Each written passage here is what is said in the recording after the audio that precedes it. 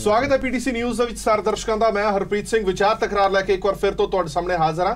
ਪੰਜਾਬ ਸਰਕਾਰ ਨੇ ਸਾਲ 2018 ਦਾ ਨਵਾਂ ਕੈਲੰਡਰ ਜਾਰੀ ਕੀਤਾ ਔਰ ਇਸ ਨਵੇਂ ਕੈਲੰਡਰ ਦੇ ਉੱਤੇ ਸਰਕਾਰੀ ਛੁੱਟੀਆਂ ਦੇ ਉੱਤੇ ਤਲਵਾਰ ਚੱਲੀ ਹੈ ਔਰ ਇਹ ਤਲਵਾਰ ਚੱਲੀ ਹੈ ਦੋ ਅਜਿਹੇ ਦਿਹਾੜਿਆਂ ਦੇ ਉੱਤੇ ਜਿੱਥੇ ਸਿੱਖ ਕੌਮ ਨੂੰ ਇਤਰਾਜ਼ ਵੀ ਹੈ। ਉਹ ਦੋ ਦਿਹਾੜੇ ਨੇ ਵਿਸਾਖੀ ਤੇ ਦੂਜਾ ਦਿਹਾੜਾ ਸ਼੍ਰੀ ਗੁਰੂ ਤੇਗ ਬਹਾਦਰ ਸਾਹਿਬ ਜੀ ਦਾ ਸ਼ਹੀਦੀ ਦਿਹਾੜਾ। ਆਖਿਰਕਾਰ ਇਹਨਾਂ ਛੁੱਟੀਆਂ ਨੂੰ ਗਜ਼ਟਿਡ ਛੁੱਟੀਆਂ ਦੇ ਵਿੱਚੋਂ ਕਿਉਂ ਕੱਢਿਆ ਗਿਆ और यह भी दस्या जा रहा कि खास तौर पर जो असी ये मंग करते हैं, जो असी ये डिमांड कर रहे सी कि सेंटर गौरमेंट ये छुट्टी का ऐलान करे, हिंद की चादर साहब श्री गुरु तेग बहादुर जी की जी शहादत हुई है वो पूरे भारत लिए हुई है, इसलिए सानू ये गजटेड छुट्टी सरकारी केंद्र सरकार वालों करनी चाहिए है। और जो ਅਸੀਂ ਇਹ ਮੰਗ ਕਰ ਰਹੇ ਹਾਂ ਦੂਜੇ ਪਾਸੋਂ ਸਾਡੀ ਸਟੇਟ ਦੇ ਵਿੱਚੋਂ ਇਹ ਛੁੱਟੀ ਕੱਟੀ ਗਈ ਤਾਂ ਅਸੀਂ ਕਿਸ ਮੂੰਹ ਦੇ ਨਾਲ ਇਹ ਮੰਗ ਕਰਦੇ ਹਾਂ, ਇਸ ਤੇ ਵੀ ਚਰਚਾ ਕਰਾਂਗੇ। ਇੱਕ ਹੋਰ ਖਬਰ ਜਿਹੜੀ ਆ ਰਹੀ ਹੈ ਉਹ ਬੜੀ ਹੈਰਾਨ ਕਰ ਦੇਣ ਵਾਲੀ ਹੈ।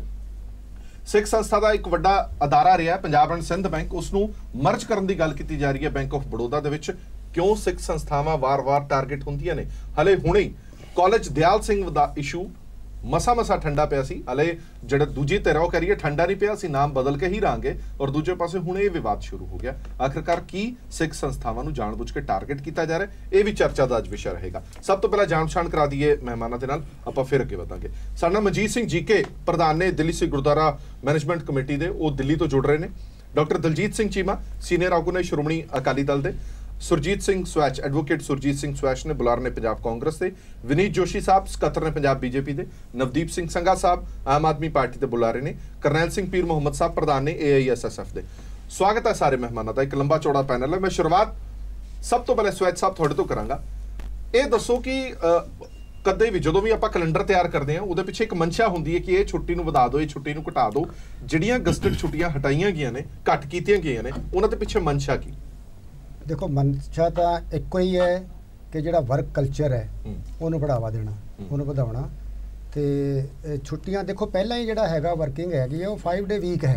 अच्छा, सोमवार तो लैके शुक्रवार तक, शनिवार तो ऐतवार वैसे छुट्टियां होंदियां ने। सो ये छुट्टियां जिहड़ियां घटाउणियां कोई ये माड़ी गल नहीं है, चंगी गल है, इहदे ते किसी नूं विरोध होना ही नहीं चाहिए। अच्छा, ਜਿਹੜੀ ਮੈਂ ਦੋ ਛੁੱਟੀਆਂ ਦਾ ਜ਼ਿਕਰ ਕੀਤਾ ਸੀਗਾ, ਖਾਲਸੇ ਦਾ ਸਾਜਨਾ ਦਿਹਾੜਾ ਤੇ ਦੂਜਾ ਸ਼੍ਰੀ ਗੁਰੂ ਤੇਗ ਬਹਾਦਰ ਸਾਹਿਬ ਜੀ ਦਾ ਸ਼ਹੀਦੀ ਦਿਹਾੜਾ, ਸਿੱਖ ਕੌਮ ਦੇ ਲਈ ਇਹ ਦਿਹਾੜੇ ਬਹੁਤ ਜ਼ਿਆਦਾ ਮਹੱਤਵਪੂਰਨ ਨੇ। ਵੈਸੇ ਤਾਂ ਸਾਰੇ ਜਿਹੜੇ ਗੁਰੂਆਂ ਨਾਲ ਜੁੜਦੇ ਨੇ ਦਿਹਾੜੇ ਬੜੇ ਮਹੱਤਵਪੂਰਨ ਨੇ, ਪਰ ਇਹ ਦੋ ਬਹੁਤ ਮਹੱਤਵਪੂਰਨ ਨੇ। ਇਹਨਾਂ ਦੋਵਾਂ ਨੂੰ ਹਟਾਉਣਾ ਤੁਸੀਂ ਠੀਕ ਸਮਝਦੇ ਹੋ? ਦੇਖੋ ਜਿੱਥੋਂ ਤੱਕ ਇਹ ਦੋ ਛੁੱਟੀਆਂ ਦਾ ਸਵਾਲ ਹੈ, ਸ਼੍ਰੀ ਗੁਰੂ ਤੇਗ ਬਹਾਦਰ ਜਿਹੜਾ ਸ਼ਹੀਦੀ ਦਿਵਸ ਹੈ ਉਹ ਪਹਿਲਾਂ ਹੀ ਸ਼ਨੀਵਾਰ ਨੂੰ ਪੈ ਰਿਹਾ ਹੈ, 24 ਨਵੰਬਰ ਨੂੰ ਆ ਰਿਹਾ ਹੈ। तो ये है छुट्टी है, लिस्ट चों तो बाहर कढ़िया है, छुट्टी है, पहले छुट्टी है। सो ये लिस्ट च पाना ना पाना कोई फर्क नहीं ज्यादा पैंदा। स्वैच साहब एक गल, सिर्फ एक गल मैं जानना चाहना, गजटेड छुट्टियां दी एक लिस्ट तैयार होंदी है, उस लिस्ट दे विचों तुसी वो छुट्टी कढ़ दित्ती, उहदी अहमियत घटी है कि नहीं घटी? इसे तरह ਜਿਹੜੀ पहले मेरी गल दा जवाब तो हां मैं दे रहा, जवाब दे रहा। इसे तरह ਜਿਹੜੀ ਵਿਸਾਖੀ ਹੈ ਉਹ ਵੀ 14 ਅਪ੍ਰੈਲ ਹੈ, दिन शनिवार है, ਉਹ ਵੀ ਛੁੱਟੀ ਹੈ ਪਹਿਲਾਂ। ਸੋ ਇਹਨਾਂ ਦੋਨਾਂ ਛੁੱਟੀਆਂ ਨੂੰ ਲਿਸਟ ਦੇ ਵਿੱਚੋਂ ਕੱਢਣ ਨਾਲ ਜਾਂ ਪਾਉਣ ਨਾਲ ਕੋਈ ਫਰਕ ਨਹੀਂ ਸੀ ਪੈਣਾ ਬਾਹਲਾ। ਇਹ ਛੁੱਟੀਆਂ ਜਿਹੜੀਆਂ ਹੈਗੀਆਂ ਨੇ ਦੋ ਪਹਿਲਾਂ ਹੀ ਜਿਹੜੀਆਂ ਛੁੱਟੀਆਂ ਸ਼ਨੀਵਾਰ ਨੂੰ ਪੈ ਰਹੀਆਂ ਨੇ। ਸੋ ਤੁਸੀਂ ਜਦੋਂ ਸਿੱਖ ਸੰਸਥਾਵਾਂ ਕੇਂਦਰ ਸਰਕਾਰ ਦੇ ਕੋਲੇ ਡਿਮਾਂਡ ਕਰਦੀਆਂ ਨੇ ਨਾ ਕਿ ਸ਼੍ਰੀ ਗੁਰੂ ਤੇਗ ਬਹਾਦਰ ਸਾਹਿਬ ਜੀ ਦੀ ਸ਼ਹਾਦਤ ਦੀ ਛੁੱਟੀ ਕੀਤੀ ਜਾਵੇ, ਤਾਂ ਉਹ ਕੈਲੰਡਰ ਪੰਜਾਬ ਦਾ ਐ ਅੱਗੇ ਕਰਕੇ ਦਿਖਾ ਦੇਣਗੇ ਵੀ ਪਹਿਲਾਂ ਤੁਸੀਂ ਦੱਸੋ ਪੰਜਾਬ 'ਚ ਛੁੱਟੀ ਕਰਵਾਓ, ਫਿਰ ਤੁਸੀਂ ਕੇਂਦਰ ਕੋਲ ਆਣਾ। ਤੁਸੀਂ ਕਹਿ ਰਹੇ ਹੋ ਕਿ ਸ਼ਨੀਵਾਰ ਦੇ ਵਿੱਚ ਹੈਗੀ ਹੈ ਤਾਂ ਉਹਦੇ ਨਾਲ ਕੋਈ ਫਰਕ ਨਹੀਂ ਪੈਂਦਾ। 2018 ਦੇ ਵਿੱਚ ਇਹ ਦੋਨੋਂ ਛੁੱਟੀਆਂ ਸ਼ਨੀਵਾਰ ਨੂੰ ਪੈ ਰਹੀਆਂ, ਅਗਲੇ ਸਾਲ ਦੇ ਵਿੱਚ ਇਹ ਛੁੱਟੀਆਂ ਉਹਦੇ ਆ ਜਾਣਗੀਆਂ, ਗਜ਼ਟਿਡ ਹੌਲੀ 'ਚ ਆ ਜਾਣਗੀਆਂ। ਚੀਮਾ ਸਾਹਿਬ ਦੇਖੋ ਜਿੰਨੀਆਂ ਵੀ ਗਜ਼ਟਿਡ ਛੁੱਟੀਆਂ ਪੰਜਾਬ ਦੇ ਵਿੱਚ ਹੁੰਦੀਆਂ, ਹਰ ਛੁੱਟੀ ਦੇ ਪਿੱਛੇ ਕੋਈ ਨਾ ਕੋਈ ਇਤਿਹਾਸ ਹੈ ਔਰ ਹਰ ਛੁੱਟੀ ਦੇ ਪਿੱਛੇ ਲੋਕਾਂ ਦੀਆਂ ਭਾਵਨਾਵਾਂ ਜੁੜੀਆਂ ਹੋਈਆਂ। ਇਸ ਕਰਕੇ ਜੇ ਸਰਕਾਰ ਨੂੰ ਲੱਗਦਾ ਵੀ ਹੈ ਕਿਸੇ ਵੇਲੇ ਕਿ ਛੁੱਟੀਆਂ ਜ਼ਿਆਦਾ, ਅਸੀਂ ਐਫੀਸ਼ੀਐਂਸੀ ਸਰਕਾਰ ਦੀ ਵਧਾਉਣੀ ਚਾਹੁੰਦੇ ਹਾਂ, ਵਰਕ ਕਲਚਰ ਪੈਦਾ ਕਰਨਾ ਚਾਹੁੰਦੇ ਹਾਂ, ਪਹਿਲੀ ਤਾਂ ਗੱਲ ਹੈ ਕਿ ਜਦੋਂ ਜਿਸ ਵਰਗ ਦੇ ਨਾਲ ਉਹ ਸੰਬੰਧਿਤ ਛੁੱਟੀ ਹੈ, ਜਿਸ ਧਰਮ ਦੇ ਨਾਲ ਸੰਬੰਧਿਤ ਛੁੱਟੀ ਹੈ, ਜਿਸ ਸੰਸਥਾ ਦੇ ਨਾਲ ਸੰਬੰਧਿਤ ਜਿਹੜੀ ਹੈ ਛੁੱਟੀ ਕੀਤੀ ਜਾਂਦੀ ਹੈ, ਪਹਿਲਾਂ ਤਾਂ ਕੋਸ਼ਿਸ਼ ਸਰਕਾਰ ਦੀ ਹੋਣੀ ਚਾਹੀਦੀ ਹੈ ਕਿ ਲੋਕਾਂ ਦੀਆਂ ਭਾਵਨਾਵਾਂ ਦਾ ਧਿਆਨ ਰੱਖਦਾ ਪਹਿਲਾਂ ਉਹਨਾਂ ਦਾ ਵਿਚਾਰ ਇੱਕ ਵਾਰੀ ਲੈ ਲਿਆ ਜਾਵੇ, ਉਹਨਾਂ ਨੂੰ ਬੇਨਤੀ ਕਰ ਲਈ ਜਾਵੇ ਕਿ ਕੀ ਤੁਸੀਂ ਛੁੱਟੀ ਇਹ ਸਰੈਂਡਰ ਕਰਨ ਦੀ ਤਿਆਰ ਹੋ ਜਾਂ ਇਹ ਛੁੱਟੀਆਂ ਤੁਹਾਡੇ ਰਿਲੀਜਨ ਨਾਲ ਸੰਬੰਧਿਤ ਨੇ। ਅਗਰ ਅਸੀਂ ਕੋਈ ਛੁੱਟੀ ਘਟਾਉਣੀ ਹੋਵੇ ਲੋਕਾਂ ਦੇ ਕੋਈ ਇਤਰਾਜ਼ ਤਾਂ ਨਹੀਂ ਹੈ, ਤਾਂ ਇਹਦੇ ਵਿੱਚੋਂ ਕਿਹੜੀ ਹੋਣੀ ਚਾਹੀਦੀ? ਪਹਿਲੀ ਤਾਂ ਆਪ ਫੈਸਲੇ ਲੈਣ ਦੀ ਬਜਾਏ ਇੱਕ ਤਾਨਾਸ਼ਾਹੀ ਤਰੀਕੇ ਦੇ ਨਾਲ, ਡਿਕਟੇਟਰੀਅਲ ਤਰੀਕੇ ਦੇ ਨਾਲ ਸੰਸਥਾਵਾਂ ਦੀ ਓਪੀਨੀਅਨ ਲੈਣੀ ਚਾਹੀਦੀ ਹੈ। ਨਹੀਂ ਪਰ ਜਿਹੜਾ ਸਾਹਿਬ ਨੇ ਤਰਕ ਦਿੱਤਾ ਕਿ ਸ਼ਨੀਵਾਰ ਆ ਰਹੇ ਨੇ ਦੋਨੋਂ ਛੁੱਟੀਆਂ, ਇਹ ਤਾਂ ਤਰਕ ਨਹੀਂ, ਇਹ ਤਾਂ ਇਹਨਾਂ ਨੇ ਟੀਵੀ ਤੇ ਆਉਣ ਲੱਗਿਆ ਉੱਥੇ ਅਚਾਨਕ ਦੇਖਿਆ। ਇਸ ਤੋਂ ਵੱਡੀ ਤਾਂ ਮੈਂ ਕਹਿ ਸਕਦਾ ਕਿ ਮੂਰਖਤਾ ਕੀ ਹੋ ਸਕਦੀ ਹੈ ਵੀ ਜਦੋਂ ਇਹਦਾ ਵਰਕ ਕਲਚਰ ਇਫੈਕਟ ਨਹੀਂ ਹੋਣਾ ਤੇ ਫਿਰ ਵੀ ਤੁਸੀਂ ਕੈਲੰਡਰ 'ਚ ਨਾ ਲਿਖੋ। ਇਸ ਤੋਂ ਵੱਡੀ ਗਲਤੀ ਕੀ ਹੋ ਸਕਦੀ ਹੈ? ਫਿਰ ਇਹ ਤਾਂ ਫਿਰ ਮੈਂ ਕਹਿੰਦਾ ਫੈਸਲਾ ਲੈਣ ਵਾਲੇ ਨੇ ਬਿਲਕੁਲ ਹੀ ਦਿਮਾਗ ਨਹੀਂ ਪਲਾਇਆ। ਦਿਮਾਗ ਨਹੀਂ ਹੈ, ਤੁਹਾਨੂੰ ਪਤਾ ਹੀ ਹੈ ਵੀ ਜੇ ਉਸ ਦਿਨ ਛੁੱਟੀ ਵੈਸੇ ਹੀ ਕੁਦਰਤੀ ਸਾਡੇ ਦਫ਼ਤਰ ਨਹੀਂ ਖੁੱਲਣੇ ਤੇ ਤੁਸੀਂ ਫਿਰ ਲੋਕਾਂ ਦੀਆਂ ਭਾਵਨਾਵਾਂ ਹਰਟ ਕਰ ਰਹੇ ਹੋ। ਦੇਖੋ ਗੱਲ ਇਹ ਹੈ ਕਿ ਇਦਾਂ ਕੰਮ ਕਾਹਲੀ 'ਚ ਕਰਨ ਨਾਲ, ਜਿੱਥੇ ਤੱਕ ਵਰਕ ਕਲਚਰ ਦੀ ਗੱਲ ਹੈ, ਵਰਕ ਕਲਚਰ ਵਾਸਤੇ ਮੈਂ ਬੇਨਤੀ ਕਰਦਾ ਕਿ ਉਹਦੇ ਵਾਸਤੇ ਪਹਿਲਾਂ ਸਾਰੀ ਸਰਕਾਰ ਨੂੰ ਆਪ ਰੋਡ ਮਾਲ ਬਣਨਾ ਪੈਣਾ। ਹੁਣ ਮੇਰੀ ਗੱਲ ਦਾ ਸੁਰਜੀਤ ਸਿੰਘ ਜੀ ਗੁੱਸਾ ਨਾ ਕਰਨ, ਮੇਰੇ ਸੀਨੀਅਰ ਸਾਥੀ ਨੇ। ਹੁਣ ਹਾਲੇ ਤੱਕ ਮੁੱਖ ਮੰਤਰੀ ਸਾਹਿਬ ਤਾਂ ਇੱਕ ਵਾਰੀ ਵੀ ਸਿਵਲ ਸੈਕਟਰੀਏਟ ਜਾ ਕੇ ਨਹੀਂ ਬੈਠੇ ਡਿਊਟੀ ਦੇ ਉੱਤੇ। ਮੰਤਰੀ ਜਿਹੜੇ ਹੈਗੇ ਨਹੀਂ ਲੈ ਲਿਓ ਤੇ ਜਵਾਬ ਕੋਈ ਗੱਲ। ਮੰਤਰੀ ਸਾਹਿਬਾਨ ਜਿਹੜੇ ਹੈਗੇ ਆ ਜਿਨ੍ਹਾਂ ਨੇ ਲੱਖਾਂ ਰੁਪਏ ਲਾ ਕੇ ਦਫ਼ਤਰ ਰੈਨੋਵੇਟ ਕਰਾਏ ਵੀ ਮੇਰੇ ਲੈਵਲ ਦਾ ਦਫ਼ਤਰ ਨਹੀਂ ਹੈ, ਉਹ ਹਾਲੇ ਤੱਕ ਉਹਨਾਂ ਨੇ ਸ਼੍ਰੀਮਾਨ ਨੇ ਇੱਕ ਵਾਰੀ ਵੀ ਚਰਨ ਜਿਹੜੇ ਆ ਉਹ ਆਪਣੇ ਦਫ਼ਤਰ ਦੇ ਵਿੱਚ ਨਹੀਂ ਪਾਏ। ਫਿਰ ਸਭ ਤੋਂ ਵੱਡੀ ਗੱਲ ਹੈ ਕਿ ਤੁਸੀਂ ਜਿਹੜੇ ਸਾਡੇ ਮੁੱਖ ਮੰਤਰੀ ਸਾਹਿਬ ਨੇ, ਮੈਂ ਕਦੀ ਜਾਤੀ ਗੱਲ ਨਹੀਂ ਕਰਨੀ ਚਾਹੁੰਦਾ ਹੁੰਦਾ, ਪਿਛਲਾ 5 ਸਾਲ ਦਾ ਵਿਧਾਨ ਸਭਾ ਦਾ ਰਿਕਾਰਡ ਉਹਨਾਂ ਦਾ ਕੱਢ ਕੇ ਦੇਖ ਲਿਓ। ਪਾਰਲੀਮੈਂਟ ਦੇ ਵਿੱਚ ਵੀ ਮੈਂਬਰ ਰਹੇ ਨੇ, ਉੱਥੇ ਲੀਡਰ ਡਿਪਟੀ ਲੀਡਰ ਸੀਗੇ ਪਾਰਟੀ ਦੇ। ਚਲੋ ਵਰਕ ਕਲਚਰ ਤੋਂ ਲੱਗਦਾ ਕਿ ਟੌਪ ਤੋਂ ਸ਼ੁਰੂ ਹੋਣਾ ਚਾਹੀਦਾ ਜੇ ਥੱਲੇ ਤੱਕ ਅਸੀਂ ਲੈਣਾ। ਠੀਕ ਹੈ, ਮੇਰੇ ਕੋਲ ਟਾਈਮ ਬੜਾ ਘੱਟ ਹੈ। ਮੈਂ ਜਵਾਬ ਦੇਣਾ ਪਹਿਲਾਂ, ਮੈਂ ਜਵਾਬ ਜਲਦੀ ਜਵਾਬ ਦਿਓ। ਪਹਿਲਾਂ ਤਾਂ ਜਿਹੜਾ ਚੀਮਾ ਸਾਹਿਬ ਨੇ ਕੈਪਟਨ ਸਾਹਿਬ ਤੇ ਕਿੰਤੂ ਪ੍ਰੰਤੂ ਕੀਤਾ, ਇਹ ਬਤੌਰ ਗਵਰਨਮੈਂਟ ਦੇ ਵਿੱਚ ਆਮ ਮੰਤਰੀ ਰਹੇ ਨੇ। ਇਹਨਾਂ ਨੂੰ ਪਤਾ ਹੈ ਕਿ ਜਿਹੜੀ ਚੀਫ ਮਿਨਿਸਟਰ ਦੀ ਜਿਹੜੀਆਂ ਡਿਊਟੀਆਂ ਨੇ ਜਾਂ ਮੰਤਰੀਆਂ ਦੇ ਨੇ ਉਹ 24 ਘੰਟੇ ਡਿਊਟੀ ਦੇ ਨੇ। ਉਹ ਚਾਹੇ ਉਹ ਘਰੇ ਹੋਣ ਚਾਹੇ ਕਿਤੇ ਹੋਣ, ਦਫ਼ਤਰ 'ਚ ਹੋਣ, ਹਰ ਵੇਲੇ ਉਹ ਹਾਜ਼ਰ ਨੇ। ਜਿੱਥੇ ਵੀ ਬੈਠੇ ਨੇ ਉੱਥੇ ਵੀ ਜਿਹੜਾ ਕੰਮ ਕਰਦੇ ਨੇ, ਉਹਨਾਂ ਦਾ ਜਿਹੜਾ ਰੈਜ਼ੀਡੈਂਸ ਹੈ ਉਹ ਵੀ ਆਫਿਸ ਹੈ, ਜਿਹੜਾ ਉੱਥੇ ਸੈਕਟਰੀਏਟ ਹੈ ਉਹ ਵੀ ਆਫਿਸ ਹੈ।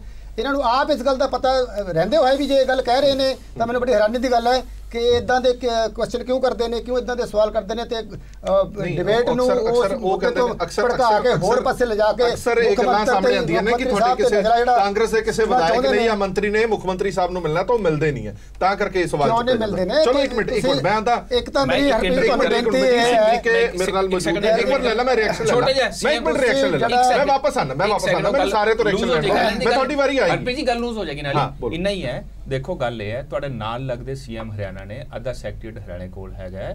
ਹਰਿਆਣਾ ਦੇ ਸੀਐਮ ਜਿਹੜੇ ਹੈ ਸਮਰ ਦੇ ਅੰਦਰ ਸਿਰ 9:15 ਉੱਥੇ ਪਹੁੰਚ ਜਾਂਦੇ ਨੇ ਔਰ ਲੰਚ ਵੀ ਉੱਥੇ ਕਰਦੇ ਨੇ, ਡਿਨਰ ਵਾਸਤੇ ਕਰ ਜਾਂਦੇ ਨੇ। ਹਰ ਇੱਕ ਚੀਫ ਮਿਨਿਸਟਰ ਦਾ ਆਪਣਾ ਜਿਹੜਾ ਵਰਕਿੰਗ ਹੁੰਦਾ ਹੈ, ਸਟਾਈਲ ਆਫ ਵਰਕਿੰਗ ਹੁੰਦਾ ਹੈ। ਜਵਾਬ ਲੈ ਲਓ, ਇਹ ਨਹੀਂ ਹੁੰਦਾ ਕਿ ਦਫ਼ਤਰ ਸਾਰੇ ਜਵਾਬ ਲੈ ਲਓ। ਤੁਹਾਡੀ ਗੱਲ ਠੀਕ ਹੈ ਕਿ ਘਰੋਂ ਔਰ ਆਫਿਸ ਦੋਨੋਂ ਕੰਮ ਕਰ ਸਕਦੇ ਮੰਤਰੀ 24 ਘੰਟੇ, ਪਰ ਇਹਦਾ ਮਤਲਬ ਆਫਿਸ ਛੱਡ ਦਈਏ ਫਿਰ ਆਫਿਸ ਬਣਾਇਆ ਕਿਉਂ ਹੈ? ਇਹ ਹਰ ਇੱਕ ਸਟਾਈਲ ਆਫ ਵਰਕਿੰਗ ਆਪਣਾ ਆਪਣਾ ਹੁੰਦਾ ਹੈ, ਗੱਲ ਤਾਂ ਕੰਮ ਕਰਨ ਦੀ ਹੈ। ਚਲੋ ਕਿੱਥੇ ਵੱਡੇ ਕੰਮ ਕਰਨਾ, ਆਪਣੀ ਡਿਬੇਟ ਡਿਲੀਟ ਨਾ ਹੋ ਜਾਏ। ਇੱਕ ਮਿੰਟ ਡਿਬੇਟ ਹੋਰ ਪਾਸੇ ਨਾ ਲੈ ਕੇ ਜਾਈਏ। ਮਨਜੀਤ ਸਿੰਘ ਜੀ ਕੇ ਪ੍ਰਧਾਨ ਦਿੱਲੀ ਸਿੱਖ ਗੁਰਦੁਆਰਾ ਪ੍ਰਬੰਧਕ ਕਮੇਟੀ ਜੁੜੇ ਹੋਏ ਨੇ। ਪ੍ਰਧਾਨ ਸਾਹਿਬ ਕੱਲ ਤੁਹਾਡੀ ਪ੍ਰੈਸ ਕਾਨਫਰੰਸ ਸੀ, ਮੈਂ ਸੁਣ ਰਿਹਾ ਸੀਗਾ, ਤੁਸੀਂ ਇਹ ਦੋਵੇਂ ਗੱਲਾਂ ਦਾ ਜ਼ਿਕਰ ਕੀਤਾ ਸੀਗਾ, ਸ਼੍ਰੀ ਗੁਰੂ ਤੇਗ ਬਹਾਦਰ ਸਾਹਿਬ ਜੀ ਦਾ ਸ਼ਹੀਦੀ ਦਿਹਾੜਾ ਵੀ ਔਰ ਵਿਸਾਖੀ ਦਾ ਵੀ। ਦੋਵੇਂ ਜਿਹੜੇ ਦਿਹਾੜੇ ਨੇ ਉਹ ਸ਼ਨੀਵਾਰ ਆ ਰਹੇ ਨੇ ਔਰ ਕਾਂਗਰਸ ਦੇ ਬੁਲਾਰੇ ਕਰਨੇ, ਉਹਦਾ ਚ ਹਰਜ ਕੀ ਹੈ? ਜਦ ਆਲਰੇਡੀ ਛੁੱਟੀ ਹੈਗੀ ਹੈ ਤਾਂ ਉਸਦਾ ਫਰਕ ਕੀ ਪੈਂਦਾ ਹੈ ਕਿ ਗਜ਼ਟਡ ਛੁੱਟੀ ਦੀ ਲਿਸਟ ਦੇ ਵਿੱਚ ਹੈਗੀ ਹੈ ਜਾਂ ਉਹ ਨਹੀਂ ਹੈ? ਮਤਲਬ ਤਾਂ ਇਹ ਹੈ ਕਿ ਛੁੱਟੀ ਹੋਣੀ ਚਾਹੀਦੀ ਹੈ। ਮੇਰਾ ਇੱਕ ਸਵਾਲ ਹੈ ਕਿ ਜੇ 26 ਜਨਵਰੀ ਇਤਵਾਰ ਦੇ ਦਿਨ ਆ ਰਹੀ ਹੈ ਤੇ ਉਹਨੂੰ ਛੁੱਟੀ ਚੋਂ ਕੱਢ ਦੇਣਗੇ, ਉਹਨੂੰ ਲਿਸਟ ਚੋਂ ਕੱਢ ਦੇਣਗੇ। ਜੇ 26 ਜਨਵਰੀ ਸੰਡੇ ਵਾਲੇ ਦਿਨ ਆ ਰਹੀ ਹੈ ਉਹ ਲਿਸਟ 'ਚ ਰਹੇਗੀ ਨਾ, ਤੇ ਫਿਰ ਇਹ ਗੁਰਪੁਰਬ ਕਿਉਂ ਲਿਸਟ 'ਚ ਨਹੀਂ ਰਹਿ ਰਹੇ? ਜੇ ਇਹਨਾਂ ਨੇ ਵਰਕ ਦੀ ਗੱਲ ਕੀਤੀ ਹੈ, ਜੇ ਕੰਮ ਦੀ ਗੱਲ ਕੀਤੀ ਹੈ, ਮੇਰਾ ਕਹਿਣਾ ਇਹ ਹੈ ਕਿ ਤੁਸੀਂ ਅੱਧਾ ਘੰਟਾ 1 ਘੰਟਾ ਰੋਜ਼ ਦੇ ਵਰਕਿੰਗ ਆਵਰ ਵਧਾ ਸਕਦੇ ਹੋ। ਤੁਸੀਂ ਹਫਤੇ 'ਚ 3 ਦਿਨ ਦੇ ਵਰਕਿੰਗ ਆਵਰ ਵਧਾ ਸਕਦੇ ਹੋ। ਔਰ ਜੇ ਤੁਹਾਨੂੰ ਲੱਗਦਾ ਹੈ ਕਿ ਸਰਕਾਰੀ ਕਾਰੋਬਾਰ ਵਾਸਤੇ ਛੁੱਟੀਆਂ ਜ਼ਿਆਦਾ ਹੋ ਗਈਆਂ ਨੇ, ਔਰ ਮੈਂ ਸਮਝਦਾ ਇਸ ਚੀਜ਼ ਲਈ ਸਰਕਾਰੀ ਜਿਹੜੇ ਅਫਸਰ ਨੇ ਉਹ ਵੀ ਰਾਜ਼ੀ ਹੋਣਗੇ। 2 ਦਿਨ 3 ਦਿਨ 4 ਦਿਨ ਰੋਜ਼ ਤੁਸੀਂ ਵਧਾ ਲਓ according to the work load. ਅੱਛਾ ਚਲੋ ਇੱਕ ਗੱਲ ਮੈਂ ਪ੍ਰਧਾਨ ਸਾਹਿਬ ਤੁਹਾਡੇ ਤੋਂ ਜਾਣਨਾ ਚਾਹਨਾ। ਆਮ ਤੌਰ ਤੇ ਅਸੀਂ ਸਾਰੇ ਹੀ ਕਹਿੰਦੇ ਰਹਿੰਦੇ ਆ ਕਿ ਬਹੁਤ ਸਾਰੀਆਂ ਛੁੱਟੀਆਂ ਹੁੰਦੀਆਂ ਨੇ, ਸਰਕਾਰੀ ਕੰਮ ਨਹੀਂ ਹੋ ਪਾਉਂਦੇ ਔਰ ਸਰਕਾਰੀ ਅਫਸਰ ਛੁੱਟੀ ਤੇ ਰਹਿੰਦੇ ਨੇ। ਜੇ ਹੁਣ ਸਰਕਾਰ ਇੱਕ ਇਨੀਸ਼ੀਏਟਿਵ ਲੈ ਰਹੀ ਹੈ, ਛੁੱਟੀਆਂ ਨੂੰ ਘੱਟ ਕਰ ਰਹੀ ਹੈ, ਕੰਮਕਾਜ ਦੇ ਦਿਨ ਵਧਾ ਰਹੀ ਹੈ, ਤਾਂ ਉਹਦਾ ਹਰਜ ਕੀ ਹੈ?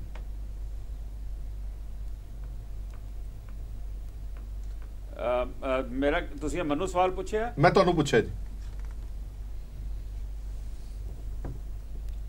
ਜੀ ਸਿਚੁਏਸ਼ਨ ਇਹ ਹੈ, ਤੁਸੀਂ ਆਪਣਾ ਇਤਿਹਾਸ ਖਤਮ ਕਰਕੇ, ਆਪਣਾ ਕਲਚਰ ਖਤਮ ਕਰਕੇ, ਤੁਸੀਂ ਆਪਣੀਆਂ ਸ਼ਹੀਦਾਂ ਦੀਆਂ ਯਾਦਗਾਰਾਂ ਨੂੰ ਖਤਮ ਕਰਕੇ, ਕਿ ਸਾਡੇ ਗੁਰੂ ਸਾਹਿਬ ਕਹਿੰਦੇ ਨੇ ਕਿ ਕੰਮਕਾਰ ਛੱਡ ਕੇ ਗੁਰਦੁਆਰੇ ਆਓ, ਕੰਮਕਾਰ ਛੱਡ ਕੇ ਤੁਸੀਂ ਨਗਰ ਕੀਰਤਨਾਂ 'ਚ ਸ਼ਮੂਲੀਅਤ ਕਰੋ, ਕਿ ਸਾਡੇ ਗੁਰੂ ਸਾਹਿਬ ਇਹ ਕਹਿੰਦੇ ਨੇ, ਸਾਡਾ ਇਤਿਹਾਸ ਇਹ ਕਹਿੰਦਾ।